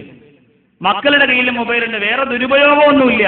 പക്ഷേ ഉപയോഗിക്കേണ്ടതുപോലെ ഉപയോഗിക്കാൻ പഠിക്കണം ആ മൊബൈലിനെ. ഇല്ലെങ്കിൽ അതുകൊണ്ടൊരു കുടുംബം നശിക്കാൻ വേറെങ്ങും പോണ്ട. ഇന്ന് മൊബൈലിന്റെ പാട്ടുകൾ തന്നെ കേട്ടാൽ സുബ്ഹാനല്ലാഹ് ഞെട്ടിത്തരിച്ചു, ദേഹം തളർന്നു പോകും. ഒരു സഹോദരന്റെ മൊബൈലില് ബാക്കവിയാണ്, കാസിമിയാണ്. ഞാൻ വിളിച്ചു, 2 ആഴ്ചക്ക് മുമ്പ് വിളിച്ചു. കേട്ട പാട്ടെന്താന്ന്, 2 ആഴ്ചയല്ല, 1 മാസത്തിൽ കൂടുതല. വിളിച്ചപ്പോ കേട്ട പാട്ടെന്താണെന്നറിയോ? ശബരിമലയിൽ തങ്ക സൂര്യോദയം, ഈ സംക്രമ പുലരിതൻ അഭിഷേകം. ഞാൻ ചോദിച്ചു, പടച്ചവനെ റഹ്മാൻ, ഇത് ഏതെങ്കിലും അയ്യപ്പസ്വാമിയുടെ ഫോട്ടോ, ഇത് നമ്പരാണോ? നോക്കിയപ്പോൾ ഉസ്താദിന്റെ തന്നെയാ. ഉസ്താദ് ഫോൺ എടുത്തു. ഞാൻ ചോദിച്ചു, എന്തായി കേൾക്കണേ? ഒന്നും പറയണ്ട എന്റെ പൊന്നു വാക്കവി, ഞാൻ പള്ളിയുടെ കുളിമുറിയിൽ നിന്നും മുണ്ടുകൊടുപ്പ് അലയിക്കൊണ്ടിരിക്കുകയായിരുന്നു. അന്നേരം ഒരു കോള് വന്ന്, ആരോ ഒരു പെണ്ണുമ്പിള്ള പറഞ്ഞു, ഇത് വേണമെങ്കിൽ 2ലേക്ക്, മറ്റത് വേണമെങ്കിൽ 4ലേക്ക്, ഇത് വേണമെങ്കിൽ 5-നേക്കാൻ പറഞ്ഞു. അന്ന് മുതൽ ഈ പാട്ടാ കേൾക്കണേ, ഇതുവരെ മാറ്റാൻ പറ്റിയിട്ടില്ല. അന്ന് മുതൽ കേൾക്കണത് ഈ പാട്ട ഇതുവരെ എന്നെ കൊണ്ട് മാറ്റാൻ പറ്റിയിട്ടില്ല. നമ്മൾ ആലോചിച്ച് നോക്കിയേ, എന്റെ വണ്ടി ഓടിക്കുന്ന ഒരു പയ്യനുണ്ട്, ഇത്രയേ ഉള്ളൂ. അവനാണെങ്കിൽ ഓടിച്ച് നാദാപുരത്ത് നിന്ന് വരാം, ഉറക്കം പിടിഞ്ഞ് ദേഷ്യം വന്ന് വണ്ടി ഓടിച്ചുകൊണ്ട് വണ്ടിക്കകത്തിരിക്കുന്നവരൊക്കെ ഞാനടക്കം ഉറങ്ങി, അവന് ഉറങ്ങാൻ പറ്റുന്നില്ല. ഇങ്ങനെ വന്നപ്പോൾ ഒരു ഫോൺ കോൾ വന്നു. പെട്ടെന്ന് വണ്ടി ഒരു സൈഡിലോട്ട് ഒതുക്കിയിട്ട് ഹലോ എന്ന് വിളിച്ചപ്പോൾ പറ, കാനഡ കോളുകൾക്ക് 6 രൂപ മാത്രമേ ഉള്ളത്. നമ്മൾ ആലോചിക്കും എങ്ങനെ നമുക്ക് ദേഷ്യം വരാതിരിക്കും. ഒരു അത്യാവശ്യത്തിന് ചിലപ്പോൾ ഭാര്യയും കൊണ്ട് ബൈക്കിൽ തേരി കയറിക്കൊണ്ടിരിക്കുമ്പോഴാണ് പാക്കറ്റിൽ കിടന്നത്, ചിന്താമണിയേ നിന്റെ കള്ളക്കടക്കണ്ണിൽ, ഉടനെ നിർത്തിയിട്ട് സൈഡിലോട്ട് വെച്ചിട്ട് മൊബൈൽ എടുത്ത് വെക്കുമ്പോഴായിരിക്കും പറയാം, ഈ മാസം മുതൽ നിങ്ങൾക്ക് പാട്ട് ഫ്രീ ആയിട്ട് കേൾക്കാം, പൈസ ആദ്യം കൊടുത്താൽ മതി. ഇങ്ങനെയൊക്കെ എന്റെ പ്രിയമുള്ളവരെ 4 ഭാഗത്തുനിന്ന് ഇത് നമ്മുടെ ഭാര്യമാരുടെ കയ്യിൽ കൊടുക്കും ഇല്ലേ? എല്ലാ വീട്ടിലുമുണ്ട്. ആവശ്യത്തിന് വിളിച്ച് വിശേഷങ്ങൾ തിരക്കാൻ ഒരു ഫോൺ നല്ലതാ, പക്ഷെ അത് ദുരുപയോഗം ചെയ്യുന്ന ഭാര്യമാരുടെ കയ്യിൽ കൊടുക്കാൻ പാടില്ല. ദുരുപയോഗമാണെന്ന് കണ്ടാൽ അത് ഒഴിവാക്കൽ നല്ലതാണ്. അപ്പൊ സമ്മാനം കൊടുക്കുമ്പോൾ ഭാര്യയ്ക്ക് മനസ്സിന് ഏറ്റവും അധികം ഇഷ്ടപ്പെടുന്ന സമ്മാനങ്ങളാണ് നമ്മൾ കൊടുക്കേണ്ടത്. അല്ലാഹു ആ സമ്മാനങ്ങൾ കൈമാറാൻ നമുക്ക് ഭാഗ്യം തരുമാറാകട്ടെ. 5ാമത്തെ കാര്യം അല്ലാഹുവിന്റെ റസൂല് പഠിപ്പിക്കുകയാണ്. 5ാമതൊരു ഭർത്താവ് ചെയ്യേണ്ടുന്ന, 5ാമതൊരു ഭർത്താവ് ശ്രദ്ധിച്ചിരിക്കേണ്ടുന്ന കാര്യത്തെക്കുറിച്ച് ഹബീബായ പ്രവാചകർ പറയാ, ആ ഭാര്യയുടെ ചിലവ് നടത്തുക, ഭാര്യയുടെ ചിലവ് നടത്തി കൊടുക്കുക. ചിലവ് നടത്തുക എന്ന് പറഞ്ഞാൽ ചില സഹോദരങ്ങൾക്കൊരു തീരുമാനമുണ്ട്, എല്ലാ ദിവസവും 50 രൂപ, 1 രൂപ പോലും കൂടുതൽ കൊടുക്കൂല, ജോലിക്ക് പോയാലും ഇല്ലെങ്കിലും എല്ലാ ദിവസവും രാവിലെ 50 രൂപ, എന്നും 50 രൂപ, വാളയാണെങ്കിലും വേളയാണെങ്കിലും മീനില്ലെങ്കിലും 50 രൂപ, മീനുണ്ടെങ്കിലും 50 രൂപ. അങ്ങനല്ല ചിലവിന് കൊടുക്കേണ്ടത്. ആഴ്ചയിൽ ഒരു ദിവസം ആ നാടിലെ മുന്തിയ മാംസാഹാരം നിന്റെ ഭാര്യയ്ക്ക് നീ വാങ്ങിക്കൊണ്ട് കൊടുക്കണം. താത്തമാര് പറയും, കോക്കും നിങ്ങളിത് പറഞ്ഞിട്ടങ്ങ് പോകും ഉസ്താദെ, വീണ്ടും അള്ളാണ് ഇവര് പഴയപടി എന്നെ വരും. എങ്ങനെ വരാതിരിക്കും? കഴിഞ്ഞ കൊല്ലം വാദമായിട്ട് നിങ്ങൾ വീണ്ടും പഴയപടിയിലായില്ലേ, പിന്നെ അവരെങ്ങനെ പുതിയ പടിയിലാവും?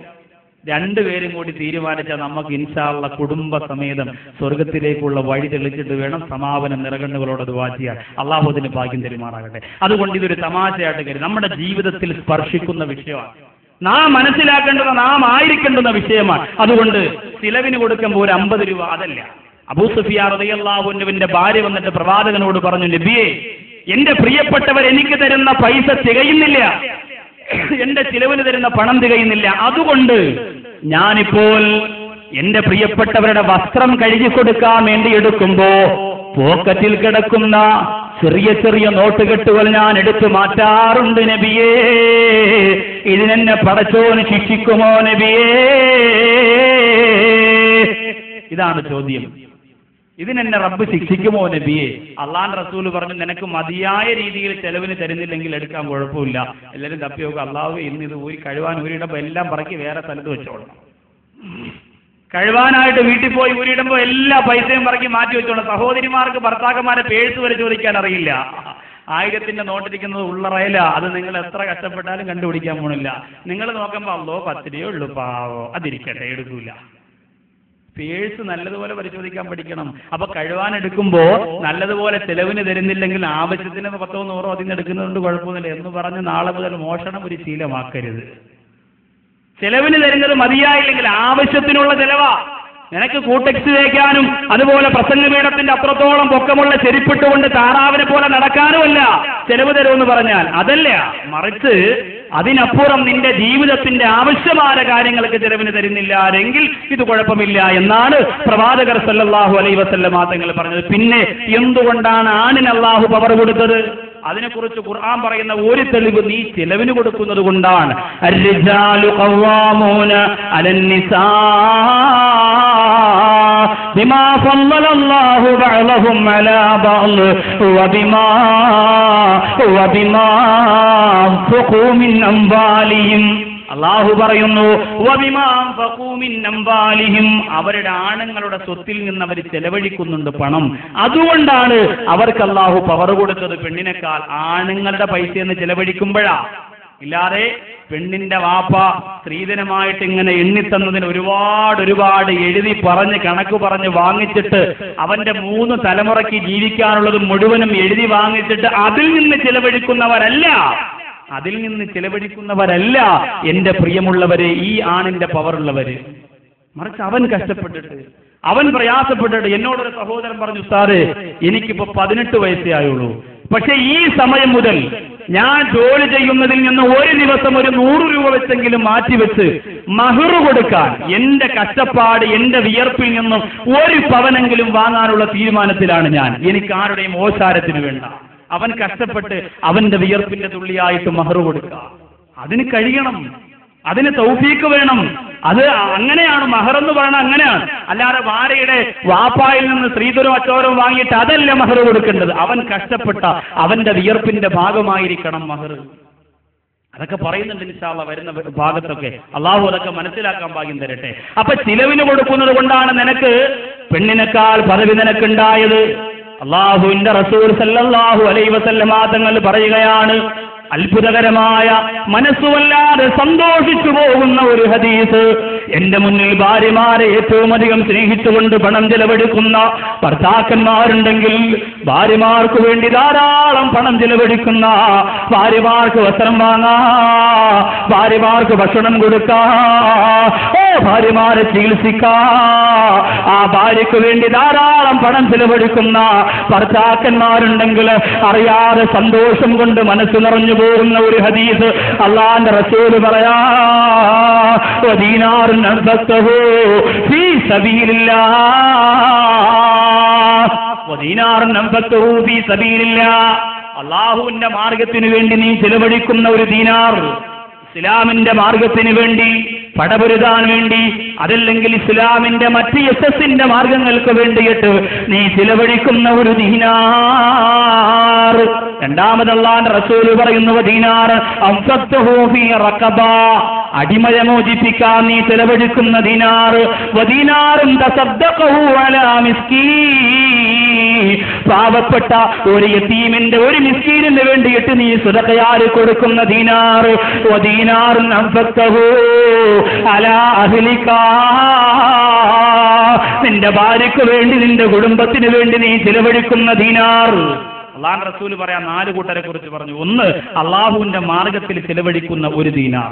2, അടിമകളെ മോചിപ്പിക്കാൻ ചിലവഴിക്കുന്ന ഒരു ദീനാർ. 3, വദീനാറുൻ തസദ്ദഖഹു അലാ മിസ്കീൻ, ഒരു ഓലമേയാൻ വകയില്ലാത്തവന്, പട്ടിണിപ്പാവമായ ഒരു മിസ്കീനിന് നീ കൊടുക്കുന്ന ഒരു ദീനാർ. 4ാമത് അള്ളാഹുവിന്റെ റസൂൽ പറഞ്ഞു, വദീനാറുൻ അൻഫഖ്തഹു അലാ അഹ്ലിക, നിന്റെ ഭാര്യയ്ക്ക് വേണ്ടി നീ ചിലവഴിച്ച ദീനാർ.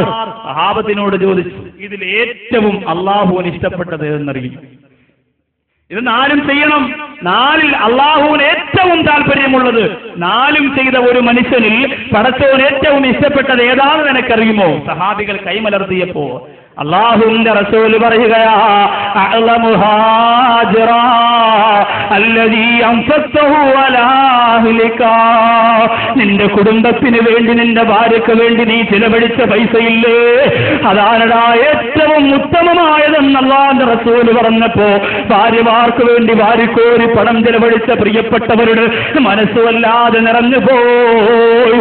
എന്തുകൊണ്ടാണത്? മുഴുവനും സ്വതക്കയാണെന്ന് അള്ളാഹുവിന്റെ റസൂല് പഠിപ്പിക്കുകയാണ്. മുമ്പിൽ നിൽക്കുന്ന സഹാബികളോട് പറഞ്ഞു, സഹാബാ, നിന്റെ ഭാര്യയുടെ വായിലേക്ക് നീ ഒരു ഗ്ലാസിൽ വെള്ളമൊഴിച്ചിട്ട് വായിലേക്ക് പിടിച്ചു കൊടുത്താ, വെള്ളം നിന്റെ പ്രിയപ്പെട്ട ഭാര്യ കുടിച്ചാ, കാനലുഹു സദഖ, അതുപോലും നിനക്ക് സദഖയാണെന്ന് അല്ലാഹുവിന്റെ റസൂൽ പറഞ്ഞപ്പോൾ അർബാദ് ഇബ്നു സാരിയ എന്ന പ്രിയപ്പെട്ട സഹാബി സദസ്സിൽ നിന്ന് എഴുന്നേറ്റോടുകയാ. വീട്ടിലെ മുമ്പിലേക്ക് ചെന്നിട്ട് വിളിച്ചു പറഞ്ഞു, പെണ്ണേ ഒന്നിറങ്ങി വാ പെണ്ണേ. ആ പ്രിയപ്പെട്ട പെണ്ണിറങ്ങി വന്നപ്പോ പ്രിയപ്പെട്ടവരുടെ മുഖത്ത് നോക്കിയിട്ട് പറയുന്നു, പെണ്ണേ, ഇന്നലെ വരെ നിന്റെ കൈ കൊണ്ടാൽ ആ വെള്ളം വാങ്ങി കൊടുത്തത്, ഇന്നലെ വരെ നീ ചോറ് വാരി തന്നിട്ടുണ്ട്, ഭക്ഷണം തന്നിട്ടുണ്ട്, ഇന്നലെ വരെ എനിക്ക് വേണ്ടി എല്ലാം നീ ചെയ്തിട്ടുണ്ട്. പക്ഷേ ഇന്ന് വരെ ഒരു ഗ്ലാസ് വെള്ളം നിനക്ക് ഞാൻ എന്റെ കൈ കൊണ്ട് തന്നിട്ടുണ്ടോ? അർബാദ് ഇബ്നു സാരിയ പൊട്ടിക്കരഞ്ഞുകൊണ്ട് വീട്ടിന്റെ കപ്പളപ്പിലേക്ക് കടന്നു പോയിട്ട് ഒരു ഗ്ലാസ് എടുത്ത് കൊണ്ട് വന്നിട്ട് ഒരു നിറച്ച് വെള്ളം കോരിക്കൊണ്ടുവന്നിട്ട് പ്രിയപ്പെട്ട ഭാര്യ അടുത്ത് വിളിച്ചിരുത്തിയിട്ട് ആ പ്രിയപ്പെട്ടവളെ ചുണ്ടത്ത് വെച്ചിട്ട് കുടിച്ചിറക്കിയപ്പോ തസ്ദീഖല്ലി ഖൗലി റസൂലില്ലാഹ്, എന്റെ റസൂലുള്ള പറഞ്ഞതിന് ആദ്യമായി അംഗീകരിച്ചവൻ ഞാനാ, എന്റെ റസൂലുള്ള പറഞ്ഞതിന് ആദ്യമായി ഉൾക്കൊണ്ടവൻ ഞാനാ എന്ന് പറഞ്ഞു പൊട്ടിക്കരഞ്ഞു പോരെങ്കിൽ, എടാ നിനക്കെന്തെല്ലാം നിന്റെ പ്രിയപ്പെട്ടവൾ ചെയ്തു തന്നിട്ടുണ്ടോ?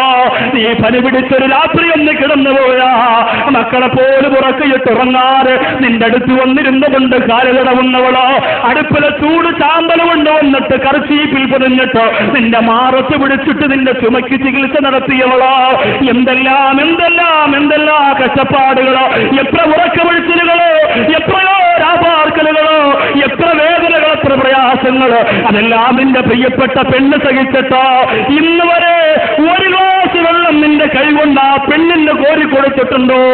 അറുപാളുവിന് സാരിയ ഓടിയതുപോലെ, അറുപാളുവിന് സാരിയ വീട്ടിലേക്ക് ചെന്ന് പൊട്ടിക്കരഞ്ഞതുപോലെ ഈ പൂവച്ചലിന്റെ മുമ്പിൽ നിന്ന് പോകുന്ന എന്റെ പ്രിയപ്പെട്ട സഹോദരങ്ങള്, എടാ നീ പെണ്ണ് കെട്ടിയാ ദിലീപിനെ പോലെ ആകാനല്ലടാ, ജയറാമിനെ പോലെ ആകാനല്ലടാ, മനോജ് കേരളനെ പോലെ ആകാനല്ലടാ, അലിയാറുകളെ പോലെ ആകാൻ പഠിക്കണമെന്റെ പ്രിയമുള്ളവരെ, അറുപാളുവിന് സാരിയെ പോലെ ആകാൻ പഠിക്കണമെന്റെ പ്രിയമുള്ളവരെ, അബൂ സലമയെ പോലെ ആകാൻ പഠിക്കണമെന്റെ പ്രിയമുള്ളവരെ. അതല്ലാതെ മനസ്സിനെ മയക്കുന്ന ആ പ്രസിദ്ധീകരണത്തിന്റെ കപ്പളപ്പോ പ്രകാശിക്കുന്ന പുഞ്ചിരിക്കുന്ന പല്ലുമായിട്ട് തിരിച്ചിരിക്കുന്ന സിനിമാ ദമ്പതിമാരുടെ പാത പിൻപറ്റ എന്റെ സഹോദരങ്ങൾ മനസ്സ് വെക്കല്ല. ഒരു ഗ്ലാസ് വെള്ളം നിന്റെ പ്രിയപ്പെട്ട ഭാര്യയ്ക്ക് നീ കോരിക്കൊടുത്താൽ കാനലഹു സ്വതക്ക, അതുപോലും നിനക്ക് സ്വതക്കയുടെ പ്രതിഫലമാണ്. ചെലവിന് ഈ പൈസ ഇങ്ങനെ കൊടുത്താൽ മാത്രം പോരാ. അള്ളാഹുവിന്റെ റസൂല് പറയുന്നു, ഒരു ഭർത്താവ് ഭാര്യയ്ക്ക് കൊടുക്കുന്നതിൽ ഏറ്റവും നല്ലതെന്താ? അവൻ പഠിപ്പിച്ചു കൊടുക്കുന്ന അറിവാണത്രേ. അവൻ പഠിപ്പിച്ചു കൊടുക്കുന്ന അറിവ്. നമ്മൾ ആരെങ്കിലും നമ്മുടെ ഭാര്യമാർക്ക് വല്ലതും പഠിപ്പിച്ചു കൊടുക്കാറുണ്ടോ? നമ്മൾ ചിലപ്പോൾ ലൈസൻസ് വാങ്ങി കൊടുക്കാറുണ്ട്, വണ്ടി ഓടിക്കാൻ, ഡ്രൈവിംഗ് ലൈസൻസ്. ഞാൻ പോയാലും എന്റെ മോള് വിഷമിക്കരുത്, നീ ആരെയും താങ്ങാൻ നിൽക്കേണ്ട, ആൾട്ടോക്കാർ രണ്ടിന് കൊടുക്കുമ്പോൾ കിട്ടൂല. പെണ്ണുമുള്ളക്ക് ലൈസൻസ് എടുത്തു കൊടുത്ത് വീട്ടിലൊരു വണ്ടി എടുത്തും കിട്ടുള്ളൂ. സുഖജീവിതം, സ്വസ്ഥം. ഭർത്താവ് വരുന്നത് വരെ ഒരു ഭർത്താവിന്റെ കുറവ് അള്ളാണ് അവക്കുണ്ടാവില്ല. സുഖമായിട്ട് ജീവിക്കും. നിങ്ങൾ വിചാരിക്കുന്നതിനേക്കാളും പരമസുഖമായിട്ട് ജീവിക്കും. അതിന് മിടുക്കികളാണ് നമ്മുടെ സഹോദരി, അതിന് മിടുക്കികളാണ് നമ്മുടെ സഹോദരി. അതുകൊണ്ട് അങ്ങനെ ഒരു ധാരണ ഒരു സഹോദരങ്ങളുടെ മനസ്സിൽ ഉണ്ടാവാൻ പാടില്ല. അപ്പൊ അതല്ല പഠിപ്പിച്ചു കൊടുക്കേണ്ടത്. എന്താ പഠിപ്പിക്കേണ്ട കാര്യം? ഇസ്ലാമിക പ്രസിദ്ധീകരണങ്ങൾ ഭാര്യയും ഭർത്താവും ഒരുമിച്ചിരുന്ന് വായിക്കണമെന്നാണ്. ഇസ്ലാമിക പ്രസിദ്ധീകരണങ്ങൾ ഭാര്യയും ഭർത്താവും ഒരുമിച്ചിരുന്ന് വായിക്കണമെന്നാണ്. വായിച്ചിട്ട് അതിന്റെ ഗൗരവം എന്റെ പ്രിയപ്പെട്ട സഹോദരങ്ങൾ മനസ്സിലാക്കിയിട്ട് ഓരോ ഭാഗങ്ങൾ പഠിക്കണം. ഭർത്താവ് ഭാര്യയ്ക്ക് പറഞ്ഞു കൊടുക്കണം, ഭാര്യ അത് കേട്ട് പഠിച്ച് മനസ്സിലാക്കി ചിന്തിക്കണം. അപ്പൊ അങ്ങനെയുള്ള അറിവ് ഞാൻ പറയട്ടെ. നമ്മളെ പൂവച്ചൽ പള്ളിയിൽ നടക്കുന്ന ജുമാ പ്രസംഗം, ആ ജുമാ പ്രസംഗം മാത്രമാവട്ടെ, എന്തെങ്കിലും ഒരായത്തോ ഒരു ഹദീസോ കേട്ടിട്ട് അത് നേരെ ചെന്ന് വീട്ടിൽ പോയി ഭാര്യയോട് പറയണം. അത് പിന്നെ എങ്ങനെ നമ്മൾ കേൾക്കും? അബൂബക്കർ സിദ്ദീഖ് ഉമർ റളിയല്ലാഹു അൻഹു എന്ന് പറയുമ്പോഴാണ് കഴിവിട്ട കൊണ്ട് ഉണങ്ങിയെന്ന് നമ്മൾ നോക്കുക വീട്ടിലിരുന്ന്. എന്നിട്ട് ഓടി വന്ന് ഏറ്റവും പുറകിൽ വന്ന് നിൽക്കും, പോക്കറ്റിൽ 50 പൈസയും കാണും ബക്കറ്റിലിടാൻ. അതോടുകൂടി കിട്ടുന്ന ചെരുപ്പ് കൊടുത്ത് കാലിട്ടുണ്ട് ഇറങ്ങി ഒറ്റ ഓട്ടം. അവസാനം അവിടെ കിടന്ന് പാവപ്പെട്ടവരിങ്ങനെ കറങ്ങും. അല്ലാഹു ഇന്നും പോയി വാപ്പാ ചെരുപ്പ്. കുഴപ്പമില്ല മക്കളെ, എല്ലാ ചെറിയ പള്ളികളിൽ വരെ അത് നടന്നുകൊണ്ടിരിക്കുകയാണ്. ചെറിയ പള്ളികളിൽ വരെയും. പണ്ട് കാലത്ത് പാളയം പള്ളിയിൽ മാത്രമേ അങ്ങനെ ഒരു പേരുണ്ടായിരുന്നുള്ളൂ. ഇപ്പൊ അതല്ല, എല്ലാ പള്ളികളിലും നിസ്കരിച്ച് കഴിഞ്ഞ് ഇറങ്ങിയോണ്ട് വേറെന്തോ വാങ്ങാൻ പോകണക്ക് ഒരൊറ്റ ഓട്ടാ, സ്വർഗം കൊടുത്തണക്കെ ഓടണേ. അങ്ങനെ ഓടുമ്പോ കിട്ടണ ഏറ്റവും നല്ല ചെരുപ്പ് ബിസ്മില്ല അവന്റെ കാലിൽ കയറി. നടക്കുന്നത് വിറച്ചു കുറച്ചാണെങ്കിലും കിട്ടുന്ന ചെരുപ്പ് നല്ലതായിരുന്നു. അതുകൊണ്ടാണ് നമ്മളോട് പാടില്ല. അന്യരുടെ സാധനം നമ്മൾ അറിയിക്കാത്ത നമ്മൾ എടുത്തിട്ടുണ്ട് ഇങ്ങനെ ഓടിപ്പോകാം. നമ്മൾ ഗൗരവത്തോടെ തന്നെ അതൊക്കെ കണക്കാക്കണം. അള്ളാഹുവിന്റെ പള്ളി നിസ്കരിക്കാൻ വന്നവരാ. മനസ്സുകൊണ്ട് അവരുടെ ശാപം നമ്മൾ വാങ്ങരുത്. പടച്ചവും കാത്തിരക്ഷിക്കുമാറാകട്ടെ. അപ്പൊ അതുകൊണ്ട് തന്നെ സഹോദരങ്ങൾ ഗൗരവത്തോടെ ചിന്തിച്ചോ. വെള്ളിയാഴ്ച ജുമഴയ്ക്ക് പള്ളിയിൽ വരുമ്പോൾ കേൾക്കുന്ന പ്രസംഗം മാത്രം മതിയല്ലോ. ഒരാഴ്ചയിൽ നിന്റെ ഭാര്യയ്ക്ക് പറഞ്ഞു കൊടുക്കാൻ ഇന്ന് വരെ നമുക്കതിന് കഴിഞ്ഞിട്ടുണ്ടോ? എന്നാൽ ഇനി കഴിയണം. അടുത്ത വെള്ളിയാഴ്ച നമ്മൾ നേരത്തെ പള്ളിയിൽ വരും. ഏത് പള്ളിയിലാണെങ്കിലും, കൊണ്ണിയൂരാണെങ്കിലും, പൂവച്ചലാണെങ്കിലും, ആമച്ചലാണെങ്കിലും, ആനച്ചലാണെങ്കിലും, കുറ്റിച്ചലാണെങ്കിലും, ചെറ്റച്ചലാണെങ്കിലും, എവിടെയാണെങ്കിലും അല്പം നേരത്തെ ആ പള്ളിയിലേക്ക് പോയി ഉസ്താദ് പറയുന്നത് എന്താന്ന് കേട്ടിട്ട് അതിന്റെ ഒരല്പം എന്ത് ചെയ്യണം? നമ്മുടെ പ്രിയപ്പെട്ട ഭാര്യയ്ക്ക് പറഞ്ഞു കൊടുക്കണം. റസൂലുള്ളാഹിയുടെ മുമ്പിൽ ബഹുമാനപ്പെട്ട അബൂ സലമ റളിയല്ലാഹു തആല അൻഹു ഇരിക്കുകയാണ്. അല്ലാഹുവിന്റെ ഹബീബായ പ്രവാചകർ ഒരു ദിക്ർ പറഞ്ഞു കൊടുക്കുകയാണ് അബൂ സലമയ്ക്ക്. അബൂ സലമ റളിയല്ലാഹു തആല അൻഹു ആ ദിക്ർ കേട്ടപ്പോൾ ഓടി വന്ന് വീടിന്റെ മുമ്പിൽ വന്നിട്ട് ഓടിവാ ഉമ്മു സലമ, ഓടിവാ ഉമ്മു സലമ, ഒന്ന് വേഗം ഇറങ്ങിവാ ഉമ്മു സലമ. ഉമ്മു സലമ മനസ്സുകൊണ്ട് ചിന്തിച്ചു, അല്ലാഹുവേ, എന്തിനാണ് എന്റെ പ്രിയപ്പെട്ടവൻ വന്നു നിൽക്കുന്നത്? നമ്മുടെ സഹോദരിമാരാലോചിച്ച്, നിങ്ങളുടെ ഭർത്താക്കന്മാര് സന്തോഷത്തോട് നിങ്ങളുടെ വീടിന്റെ മുമ്പിൽ വന്ന് നിന്നിട്ട് പെണ്ണെ ഒന്ന് പെട്ടെന്ന് ഇറങ്ങി വാന്ന് പറഞ്ഞാൽ നിങ്ങൾ വിചാരിക്കും അല്ലാഹുവേ വലിയ വേള മിക്കവാറും കൊണ്ടുവന്നിട്ടുണ്ട്, അതുകൊണ്ടാണ് സന്തോഷത്തോടെ വിളിക്കുക. ഓടിച്ചാടി പുറത്തിറങ്ങി നോക്കാൻ സാധ്യതയുണ്ട്. സന്തോഷം തോന്നുന്നത് അപ്പോഴാണല്ലോ, നല്ല ഭക്ഷണം കിട്ടുമ്പോഴാണ്, നിനക്ക് വിലപിടിപ്പുള്ള സാരി കൊണ്ട് വരുമ്പോഴാണ് ഭർത്താവ് വിളിക്കുക എന്ന് ചിന്തിക്കുന്നുണ്ടാവും. അബൂ സലമ വിളിച്ചപ്പോ പ്രിയപ്പെട്ട ഉമ്മു സലമ റളിയല്ലാഹു തആല ഓടി ഇറങ്ങി വരികയാണ്. ഓടി ഇറങ്ങി വന്ന ഉമ്മു സലമയോട് അബൂ സലമ റളിയല്ലാഹു തആല പറയുന്നു, പെണ്ണേ, അല്ലാഹുവിന്റെ റസൂൽ എനിക്കൊരു ദിക്ർ പഠിപ്പിച്ചു തന്നു പെണ്ണേ, ഹബീബായ പ്രവാചകൻ എനിക്കൊരു ദിക്ർ പഠിപ്പിച്ചു തന്നു പെണ്ണേ.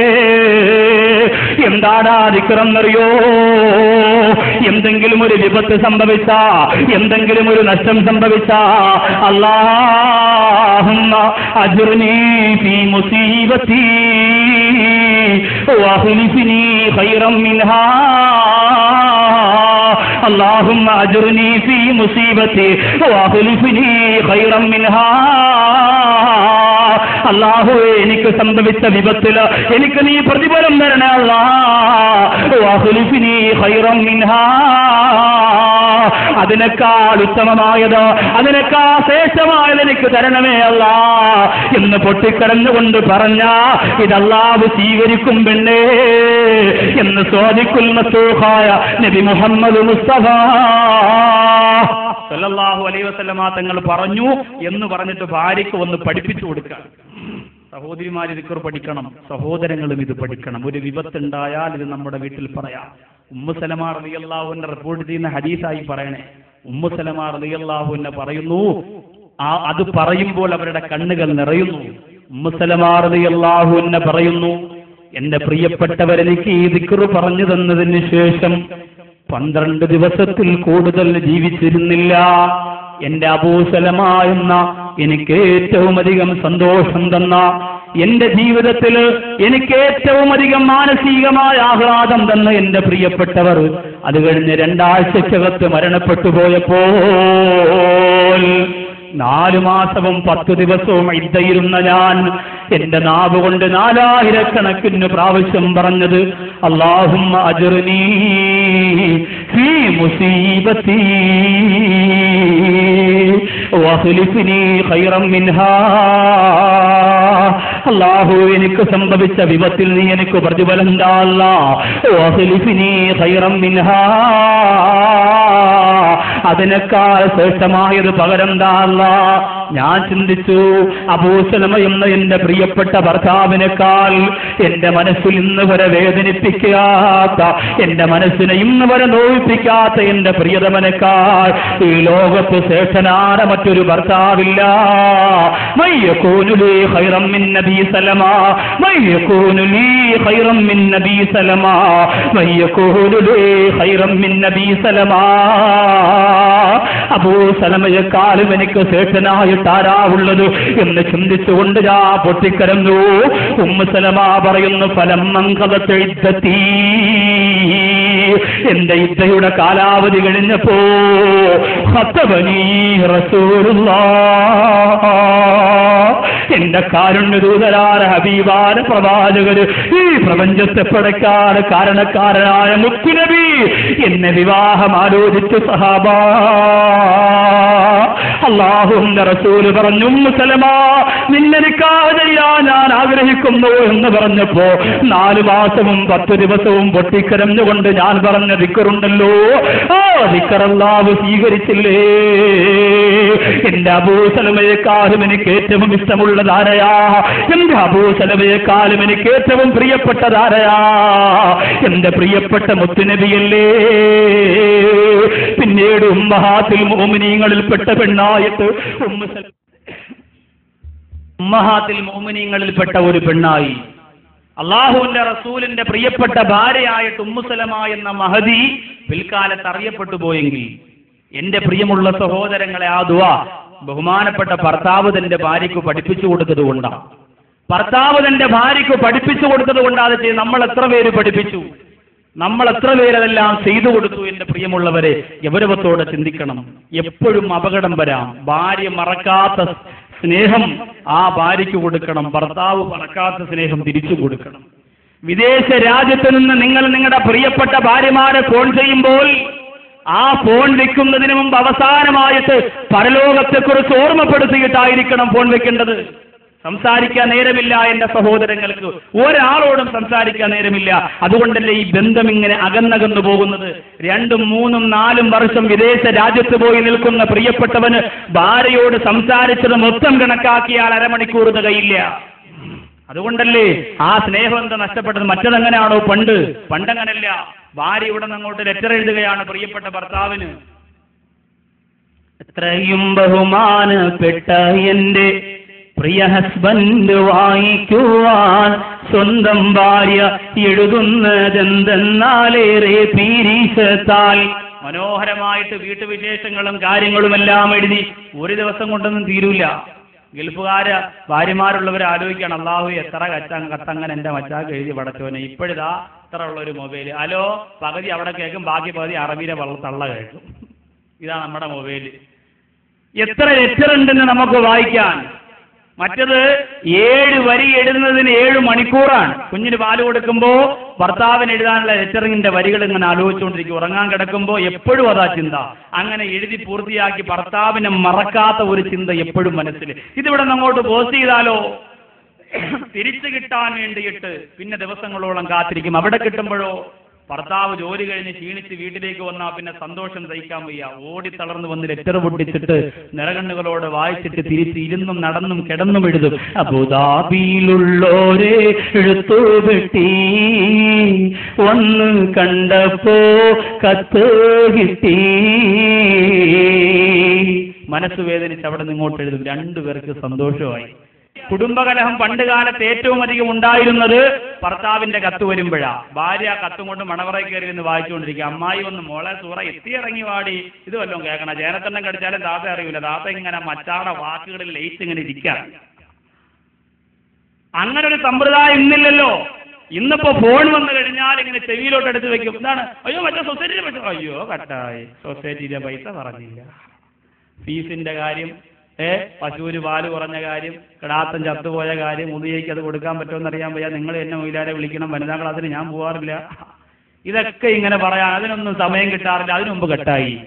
ഞാൻ പറയട്ടെ, ഒരു സലാം പറയാൻ നിനക്ക് കഴിയുന്നുണ്ടോ? നിന്റെ ഭർത്താവ് വിളിക്കുമ്പോ ഇവിടെ നിന്ന് അങ്ങോട്ട് നീ വിളിക്കുമ്പോ ഒരു സലാം, അസ്സലാമു അലൈക്കും വറഹ്മത്തുള്ളാഹ്. ഇന്ന് വീട്ടിലേക്ക് ചെല്ലുമ്പോ ഭർത്താവ് വിളിക്കുകയാണെങ്കിൽ നിങ്ങൾ എടുത്ത ഉടനെ ഇക്കാണോ അസ്സലാമു അലൈക്കും വറഹ്മത്തുള്ളാഹ്. മറ്റേ വിചാരിക്കും അള്ളാഹു അവളത് അവരീനാണ്ട് പോകാനോ സുബ്ഹാനല്ലാഹ് പറയണം. അത് നമ്മളല്ലേ പറയാനുള്ളത്. ഭാര്യ ഭർത്താവിനോട്, ഭർത്താവ് ഭാര്യയോട് സലാം പറയണം.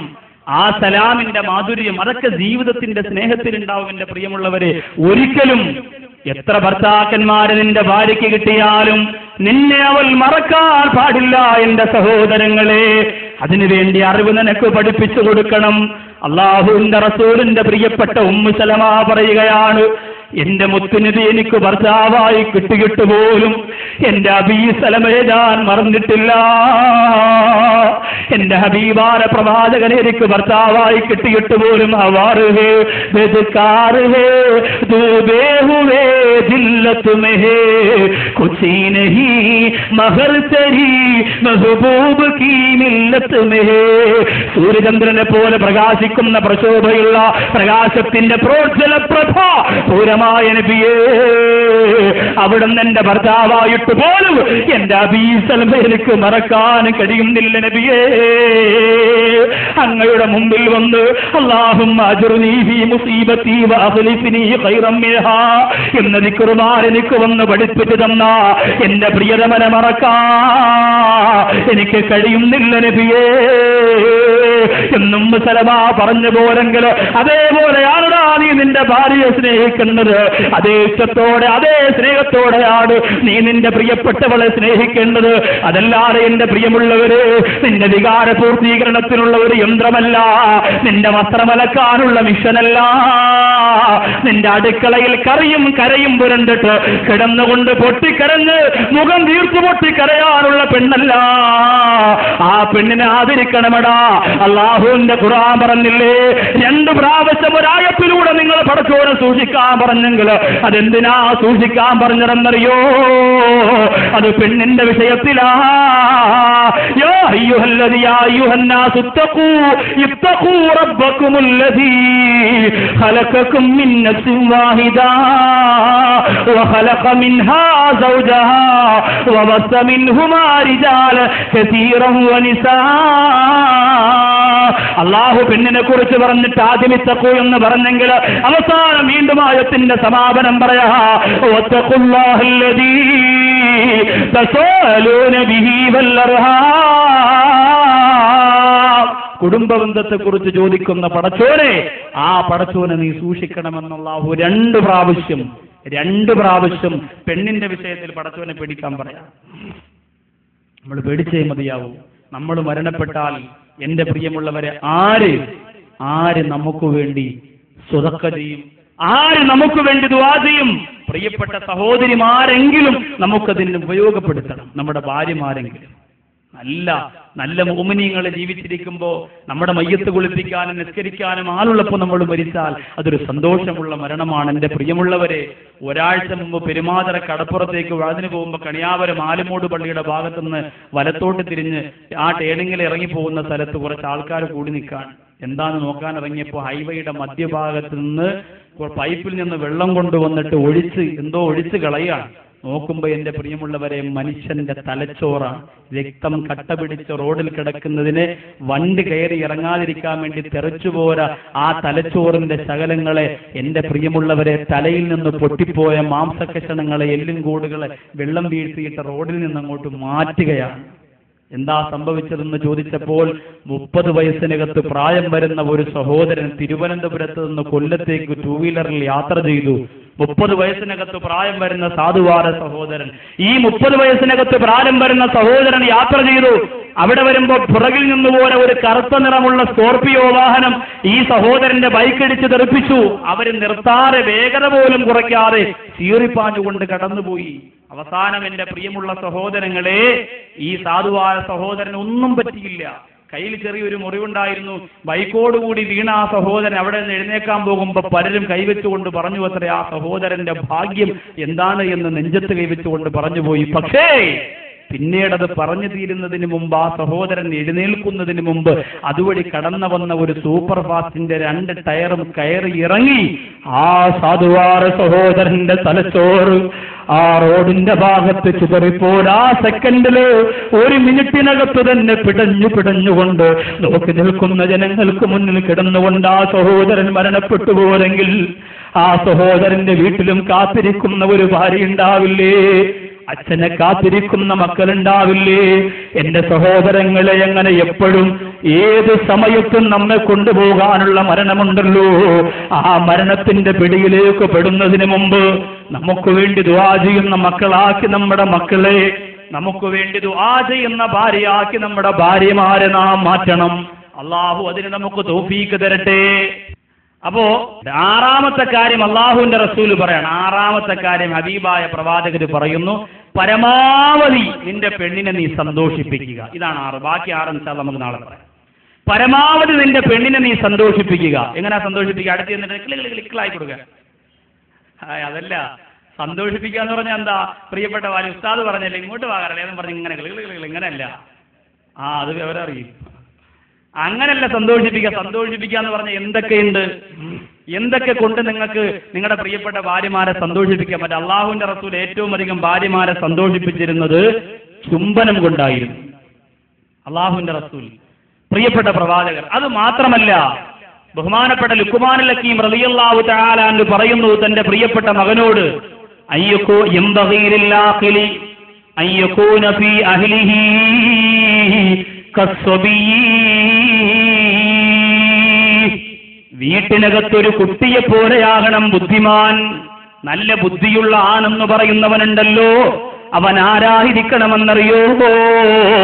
വീട്ടിനകത്തൊരു കുട്ടിയെ പോലെ പെരുമാറണമത്രേ. കുട്ടിയെ പോലെ പെരുമാറണം വീട്ടിനകത്ത്. അതാണ് നല്ല ഒരു ഭർത്താവിന്റെ ശീലം. നമ്മൾ അങ്ങനെ, നിങ്ങൾ പറയും ഉസ്താദേ അത് നമ്മൾ ആണത്തെ നഷ്ടപ്പെടുന്ന പരിപാടിയാണ്. ഒരു നഷ്ടപ്പെടുന്ന പരിപാടിയല്ല. നിങ്ങളിങ്ങനെ വലിയ ദശരഥ മഹാരാജാവ് ഇരിക്കണ പോലെ, ഒബാമ ഇരിക്കണ പോലെ കസേരയിൽ ഇങ്ങനെ ഇരിക്കും. അവളിങ്ങനെ ചായ കൊണ്ടുവന്നിട്ട് ഇക്കാ ചായ, പിന്നെ മുഖത്ത് നോക്കൂല. മക്കൾ എന്തെങ്കിലും കാര്യം പറയണമെങ്കിൽ ഭാര്യ വന്നിട്ട് പറയണം, അതേ അവന് സ്കൂളിൽ ഫീസ് വേണമെന്ന്. ഇത് ഇങ്ങനെയല്ല ഒരു കുടുംബജീവിതം, ഇങ്ങനെയല്ല. ഇതൊന്നൊരു ഭരണമല്ലേ? അതല്ല. അള്ളാഹുവിന്റെ റസൂല് പറഞ്ഞതെന്താ?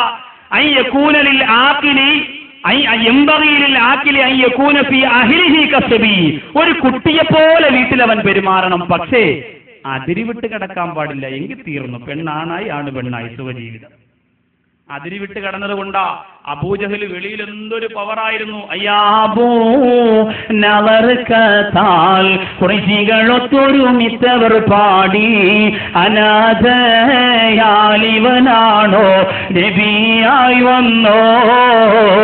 അബൂജഹലിന്റെ പ്രിയമുള്ളവരെ, പ്രവാചകരുടെ മുന്നിൽ നോക്കി അഹങ്കാരത്തോടെ ഇവൻ യതീമാണ്, ഇവൻ സമ്പത്തില്ലാത്തവനാണ്, പദവിയില്ലാത്തവനാണ്, ഇവന് പ്രവാചകത്വം പാടില്ല.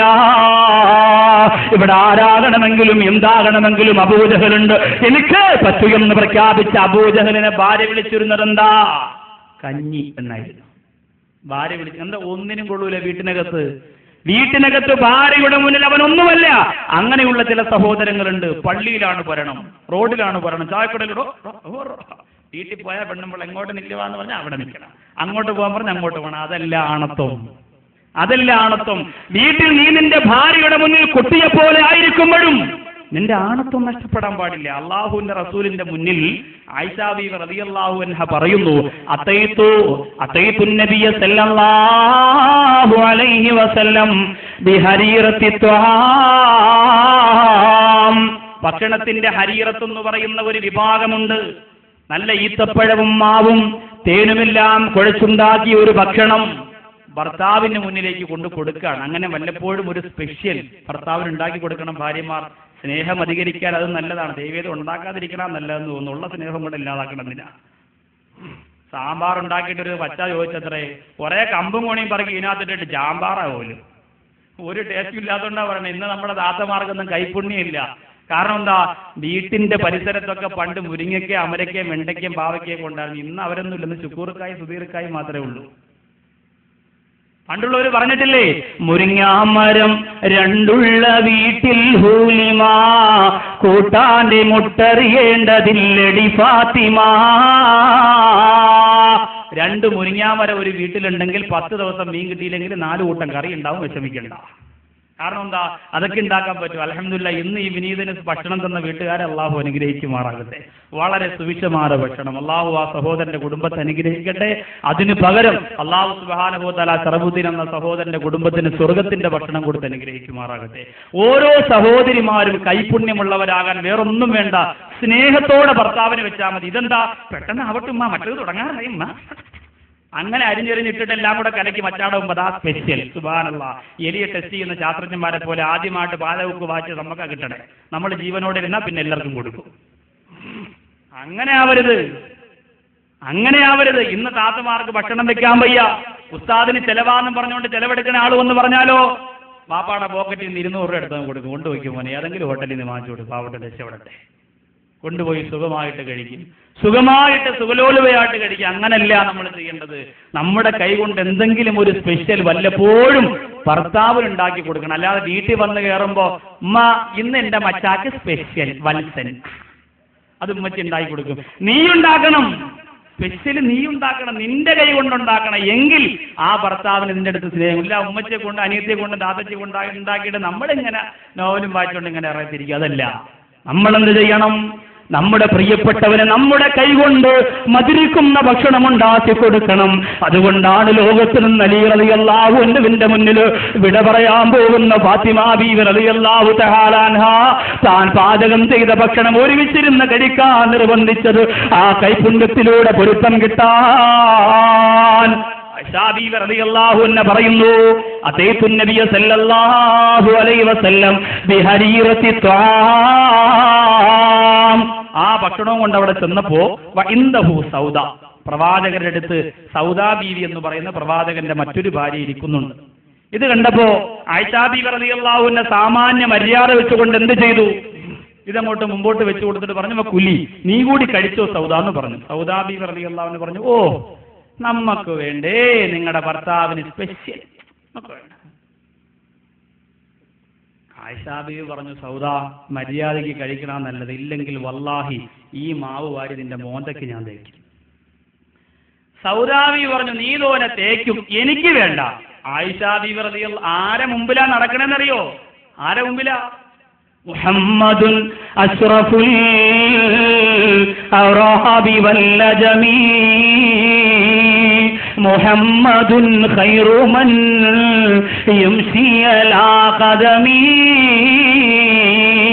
ഈ ലോകത്ത് നടന്നുപോയ നേതാക്കന്മാരിൽ, ഈ ലോകത്തെ ഭൂമിയുടെ തൊലുക്കുപുറത്ത് പാറമൂന്നിയ പവിത്രതയുള്ള രാജാക്കന്മാരിൽ ഏറ്റവും ഉത്കൃഷ്ടനായ മനുഷ്യനുണ്ടോ? മുഹമ്മദ് മുസ്തഫ സല്ലല്ലാഹു അലൈഹി വസല്ലമ തങ്ങൾ. ആ പ്രവാചകന് മുമ്പിൽ ഇരിക്കുമ്പോഴാ ഈ പരിപാടി. ആയിഷാ ബീവി റളിയല്ലാഹു അൻഹ മാവ് കോരിയിട്ട് ഒരൊറ്റയാടി. സൗദാ ബീവി റളിയല്ലാഹു അൻഹ 2020 ഫൈനൽ കാണുകയാണെങ്കിൽ ഗ്യാലറി നിൽക്കുന്ന ആളിനെ പോലെ നിൽക്കുക, മുഖത്തൊക്കെ വാരി തേച്ച് റെഡിയായിട്ട് നിൽക്കുക. ആയിഷാ ബീവി റളിയല്ലാഹു അൻഹ ഇത് ചെയ്തപ്പോ സൗദാ ബീവി പൊട്ടിക്കരഞ്ഞു. നിങ്ങൾ കണ്ടില്ലേ നബിയെ, അള്ളാന്റെ റസൂല് പറഞ്ഞതാ ഈ കയ്യിലോട്ടൊന്ന് പിടിച്ചു, ആ മാവിലോട്ടൊന്ന് എടുത്ത് അടിച്ചു, ഒന്നും കൊടുക്കാൻ പറഞ്ഞു മോന്തയ്ക്ക്. ആരാ? ആയിഷാ ബീവിന്റെ മോന്ത നിറഞ്ഞു, ഗ്യാലറി നിലച്ച ആൾക്കാരെ.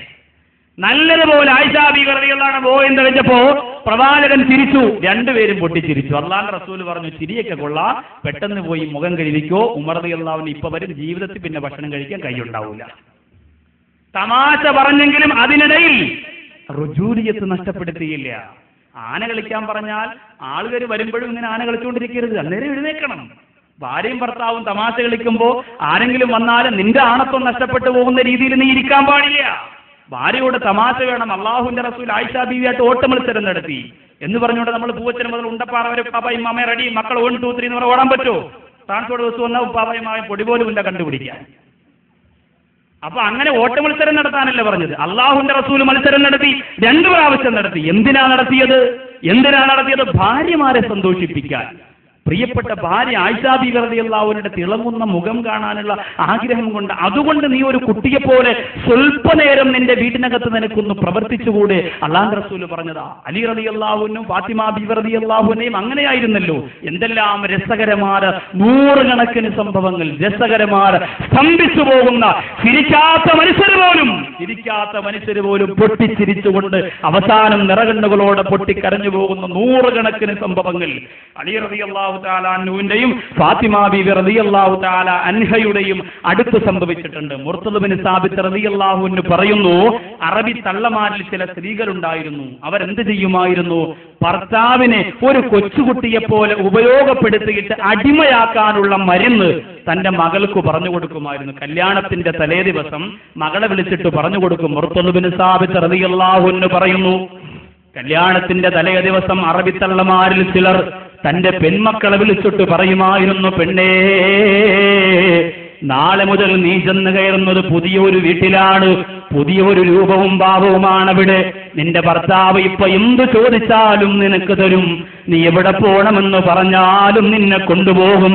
അതുകൊണ്ട് പെണ്ണേ, ആദ്യത്തെ 3 മാസം കഴിയുന്നതിന് മുമ്പ് ചെറുതായിട്ട് ചെറിയ ഒരു കാര്യത്തിന് നീ ഒന്ന് പിണങ്ങണം.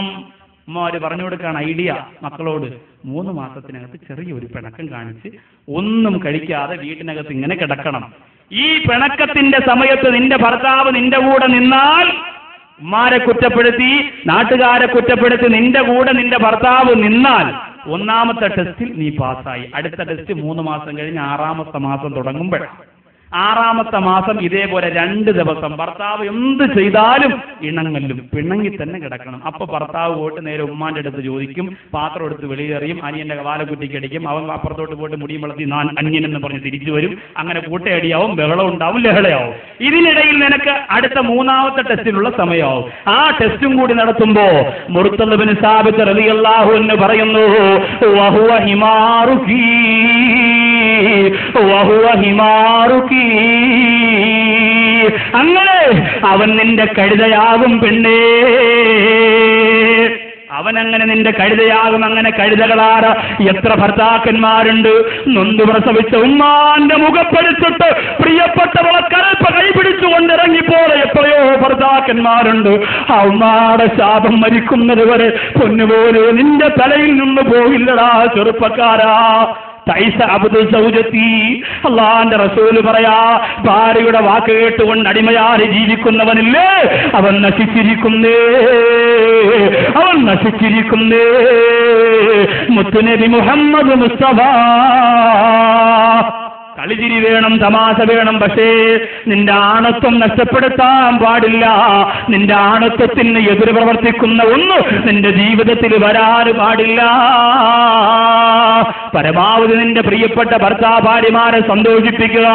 അതിലപ്പുറം നിന്റെ പ്രിയപ്പെട്ട കുടുംബത്തില് ഒരു കൊച്ചുകുട്ടിയെ പോലെ കളിക്കാനും ചിരിക്കാനും ഓടി നടക്കാനും നിന്റെ ഭാര്യയ്ക്ക് എന്തും വന്ന് നിന്റെ അടുത്ത് പറയാനുമുള്ള ആ താല്പര്യമുള്ള മനസ്സ് നിനക്കുണ്ടായാ ആ പ്രിയപ്പെട്ട ഭാര്യ നിന്നെ വേദനിപ്പിക്കില്ല.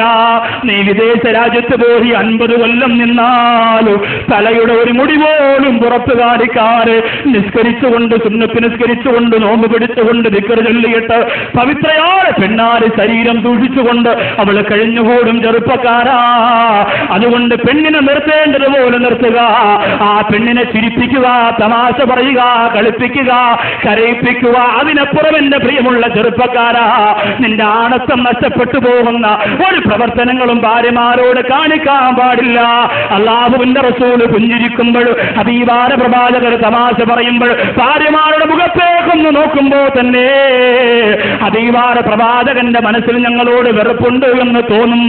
ആ രീതിയിലുള്ള നോട്ടം ഓരോ ഭർത്താക്കന്മാരുണ്ടാക്കണം. അടിയല്ല, ഇടിയല്ല, ഒരു നോട്ടം, ഒരു നോട്ടം. അതാണ് ഈ ആയൂര് ഭാഗത്തൊരു കുടുംബ കലഹം. ഭാര്യ കോടതിയിൽ കേസ് കൊടുത്തു. അത് പരിഹരിക്കാൻ വേണ്ടിയിട്ട് പള്ളിയിലെ ഉസ്താദിനെയും കമ്മിറ്റിക്കാരെയും വിളിച്ച കൂട്ടത്തില് ആ നാട്ടിൽ പ്രസംഗിക്കാൻ പോയി എന്നെയും കൂടെ വിളിച്ചുകൊണ്ട് പോയി. സുബ്ഹാനല്ലാഹ്. ചെന്നപ്പോ ആ സഹോദരി പറഞ്ഞു, ഉസ്താദിന് എന്റെ ശരീരത്തിന്റെ ചില ഭാഗങ്ങൾ കാണിച്ചു തരുന്നത് കൊണ്ട് ഉസ്താദിന് വിഷമം തോന്നരുത്. എന്റെ പ്രിയമുള്ള സഹോദരിമാരെ, പ്രസവിച്ചിട്ട് 60 ദിവസം തികഞ്ഞ ആ പ്രിയപ്പെട്ട സാധുവായ സഹോദരിയുടെ ശരീരത്തില് കിഴങ്ങിന്റെ തുടുപ്പ് എങ്ങനെയാണോ അങ്ങനെ ശരീരത്തിന്റെ ഓരോ ഭാഗത്തടയാളമാണ്. അടിച്ചിരിക്കുന്നതോ ഇച്ചിരി പോകുന്ന ഇത്രയേ ഉള്ളൂ ഒരു ഭർത്താവ്. പെണ്ണാണെങ്കിലോ നല്ലതുപോലെ ആക്കം പിടിച്ചൊരു ശ്വാസം വിട്ട അവൻ പൂവച്ചിരം നൂതിയ കുട്ടിച്ച പോയ വീടുള്ളൂ. അങ്ങനെയുള്ളത്. എന്നിട്ട് ഈ പെണ്ണിനെ ഉപദ്രവിച്ചിരിക്കാൻ ആ പ്രിയപ്പെട്ട പെണ്ണ് പറയുന്നു, ഉസ്താദെ കല്യാണം കഴിഞ്ഞ് 3ന്റെ അന്ന് തുടങ്ങിയതാ. എന്നിട്ട് ഞാനിതൊക്കെ സഹിച്ചത് എന്തിനെന്നറിയോ? എനിക്ക് എന്റെ മക്കൾക്ക് ഒരു വാപ്പ വേണം. എനിക്കൊരു ഭർത്താവില്ലല്ലോ, കുഴപ്പമില്ല, ഞാൻ സഹിച്ചോളാം. പക്ഷേ ഉപദ്രവത്തിന് കണക്കില്ല. വീട്ടിൽ നിന്ന് ഭർത്താവ് ഇറങ്ങിപ്പോകുമ്പോ മക്കള് പ്രാർത്ഥിക്കുന്നത് വാപ്പച്ചി തിരിച്ചു വരില്ലേ അല്ലോ, വാപ്പച്ചി തിരിച്ചു വരില്ലേ എന്നാ. അതുപോലും എന്റെ കാതിൽ ഞാൻ കേട്ടപ്പോ ഈ മക്കളോട് ഞാൻ ശകാരിച്ചിട്ടുണ്ട് സാറേ. അത്രത്തോളം ഞാൻ എന്റെ പ്രിയപ്പെട്ടവനെ സ്നേഹിച്ചു. പക്ഷേ പ്രസവിച്ചിട്ട് 40 ദിവസം ഒന്ന് അടങ്ങിക്കിടക്കാൻ പോലും കഴിയാത്ത ഞാൻ ആ പ്രിയപ്പെട്ട ഭർത്താവിന് കാപ്പിയിട്ട് കൊടുത്തില്ല, പഴം എടുത്തു കൊടുത്തില്ല, ചോറ് വെച്ചു കൊടുത്തില്ല എന്നെല്ലാം പറഞ്ഞ് എന്നെ ഉപദ്രവിച്ചു. ഞാൻ കേസ് കൊടുത്തു. പിന്നെ ചില സഹോദരിമാരുണ്ട് 40 കഴിഞ്ഞാലും 60 കഴിഞ്ഞാലും എഴുന്നേക്കൂല. കട്ടിന്റെ അടിയിൽ ജീനാവിരിക്കണ പഴയിരിക്കണ 2 ദിവസം കൊണ്ട് കൈയിട്ടുമാന്ന് പറയും. ചിലരങ്ങനെ എണീച്ചു പോകാറില്ല. എന്നാലും ഈ സഹോദരി പൊട്ടിക്കരഞ്ഞുകൊണ്ട് പറയാണ്, സാറേ എനിക്ക് ഇങ്ങനെ ഒരു ജീവിതമാണ് അള്ളാഹു തന്നത്, സഹിക്കാൻ നിർവാഹമില്ല, അതുകൊണ്ട് ഞാൻ കേസ് കൊടുത്തു. എന്റെ പ്രിയമുള്ളവരെ, ഗൗരവത്തോടെ ചിന്തിക്കണം. കുടുംബകലഹങ്ങളൊക്കെ പരിഹരിക്കാൻ നാട്ടിലൊരു മഹലിലൊരു വിങ്ങുണ്ടാവുന്നത് നല്ലതാണ്. പക്ഷേ അതിന് പക്വതയും പാകതയുള്ളവർ വേണം പോകാൻ. അല്ലെങ്കിൽ ഞാൻ 5 കൊല്ലം ജോലി ചെയ്ത പാലോട് പള്ളിയിലെ സെക്രട്ടറി ഓടിയണക്ക് ഓടേണ്ടി വരും. സുബ്ഹാനല്ലാഹ്. ഒരു വീട്ടിൽ പ്രശ്നം ഉണ്ടായി പരിഹരിക്കാൻ വേണ്ടി സാറേ പോകാന്ന് പറഞ്ഞു. പിന്നെന്താ ബൈക്കെടുത്ത് ചാടി കയറി. മൈദിങ്ങനെ സാറിന് അറിയാം, നാസിമുദ്ദീൻ സാറ് ബിസ്മില്ലാ റഹ്മാൻ റഹീം എന്ന് പറഞ്ഞ് ബൈക്കിൽ കയറി എന്ന് കൊണ്ടുപോയപ്പോൾ അവിടെ വൻ വിഷയമാണ്. കുടവൂര് സ്കൂളിന്റെ ഫ്രണ്ടിൽ പരിഹരിക്കാൻ വേണ്ടി ഇറങ്ങിച്ചെന്ന് അങ്ങോട്ട് ചെന്നപ്പോൾ താത്ത നൈറ്റിയൊക്കെ അങ്ങോട്ട് മടക്കി കൂത്തി തുടുപ്പായിട്ട് ഒറ്റ ഇറക്കി. ഞാൻ ബൈക്കും കളഞ്ഞിട്ട് മണിരാജി കയറി ഒറ്റ ഓട്ടം. ബിസ്മില്ല. പ്രിയപ്പെട്ട സെക്രട്ടറി അവിടെ കയറി ഇട്ടാവട്ടത്തിൽ നിന്ന് കറങ്ങിയിട്ട് പറഞ്ഞു, ഉസ്താദേ ഇങ്ങനെയാണോ നിങ്ങൾ പരിഹരിക്കാന്ന് പറഞ്ഞത്? ഇത് പരിഹരിക്കാൻ നല്ല ബോധത്തോടുകൂടി ചെന്നില്ലെങ്കിൽ കുടുംബജീവിതത്തെക്കുറിച്ച് നല്ല ചിന്തയുള്ളവർക്ക് ഒരാണും പെണ്ണും വഴക്കുണ്ടായാൽ ഒറ്റ വാക്കുകൊണ്ട് പരിഹരിക്കാൻ പറ്റും. അള്ളാന്റെ റസൂൽ എത്ര കേസ് എങ്ങനെ പരിഹരിച്ചു. അബീബാര പ്രവാചകർ എത്ര കുടുംബങ്ങളെ ഇണക്കി. ഇന്ന് നമുക്ക് ധൈര്യമെന്താ? ഈ സ്ത്രീകൾക്ക് ധൈര്യമെന്താ? വക്കീലുമാരുണ്ട്, പൈസ കൊടുത്താൽ കൂടെ നിൽക്കുന്ന വക്കീലുമാരുണ്ട്. എന്തിനും ഏതിനും കേസ് പറയാൻ വേണ്ടി മാത്രമല്ല, എന്തിനും. പിന്നെ ഈ പെണ്ണിന്റെ കൂടെ വക്കീലുണ്ട്. അതുകൊണ്ട് ഭർത്താവിന് ഇട്ടാവട്ടത്തിട്ട് കിടക്കും. ഇന്ന് ഞാൻ പറഞ്ഞതല്ല, പൊരുത്തപ്പെട്ടിരിക്കുന്നു, മറ്റൊന്നാ പറയാം. സഹോദരങ്ങളെ, നമ്മൾ ഗൗരവത്തോടെ ചിന്തിക്കണം. ഭാര്യമാരുടെ മുന്നിൽ ഒരു കൊച്ചുകുട്ടിയെ പോലെ ഇടപെടുമ്പോഴും നിന്റെ ആണത്വത്തിന് കേടുവരാതെ നീ സൂക്ഷിക്കണം. അങ്ങനെ ജീവിക്കുമ്പോഴാണ് ഭർത്താവിനോടൊരു ബഹുമാനം നിന്റെ ഭാര്യയ്ക്ക് തോന്നുക. അഭിമാനം നഷ്ടപ്പെട്ടു പോലെ ഒരു ഭർത്താവിനെയും ഭാര്യമാർക്ക് ഇഷ്ടമല്ല. അതുകൊണ്ട് എന്റെ പ്രിയമുള്ളവരെ, ഈ പ്രഭാഷണത്തിന്റെ സമാപനമെന്നോണം എനിക്ക് നിങ്ങളോട് വേദനയോടെ പറയാനുള്ളത്, ഉത്തമ കുടുംബനാഥന്റെ 6 ഗുണങ്ങളാണ് നമ്മൾ പറഞ്ഞത്. 6 ഗുണങ്ങൾ. ആ 6 ഗുണങ്ങളും എന്റെ സഹോദരങ്ങൾ വേദനയോടെ സന്തോഷത്തോടെ ഉൾക്കൊണ്ടുകൊണ്ട് അതേപോലെ ആകാൻ തീരുമാനിക്കുക. അള്ളാഹു ഭാഗ്യം തരട്ടെ. ഒന്നെന്താ? ഒന്ന്, ആ പ്രിയപ്പെട്ട ഭാര്യമാരെ ആദരിക്കുക. 2, അയ്യക്കൂന സ്വാദിക്കൽ ബുദ്ധി, ആത്മാർത്ഥമായ സ്നേഹമായിരിക്കണം. 3, വാക്കു പറഞ്ഞാൽ പാലിക്കുക. 4, ഭാര്യയ്ക്ക് വേണ്ടി സമ്മാനം കൊടുക്കുക. 5, അള്ളാഹുവിന്റെ റസൂല് പറയുന്നു ചിലവ് നടത്തുക. 6, പരമാവധി ആ ഭാര്യയെ നീ സന്തോഷിപ്പിക്കുക. ഈ 6 കാര്യങ്ങളാണ് നമ്മൾ ഇന്ന് പഠിച്ചത്. ഇത് പ്രാവർത്തികമാക്കാൻ അള്ളാഹു തൗഫീഖ് തരുമാറാകട്ടെ. പിന്നെ അതോടൊപ്പം തന്നെ നാളെ ഇൻഷാ അല്ലാഹ് ഇതിന്റെ ബാക്കിയുള്ള വിഷയങ്ങൾ 6 കാര്യം പറയും. മറ്റന്നാൾ ഭാര്യമാർക്കുള്ള കാര്യങ്ങൾ പറയും. അങ്ങനെ സന്തോഷമായിട്ട് ഒരു ഉത്തമ കുടുംബത്തിലൂടെ ഉന്നത സമൂഹത്തെ വാർത്തെടുത്തുകൊണ്ട് വേണം നമുക്ക് പിരിയാൻ. അള്ളാഹു തൗഫീഖ് തരട്ടെ. സല്ലല്ലാഹു അലാ മുഹമ്മദ് സല്ലല്ലാഹു അലൈഹി വസല്ലം. അല്ലാഹുവേ പടച്ചവനെ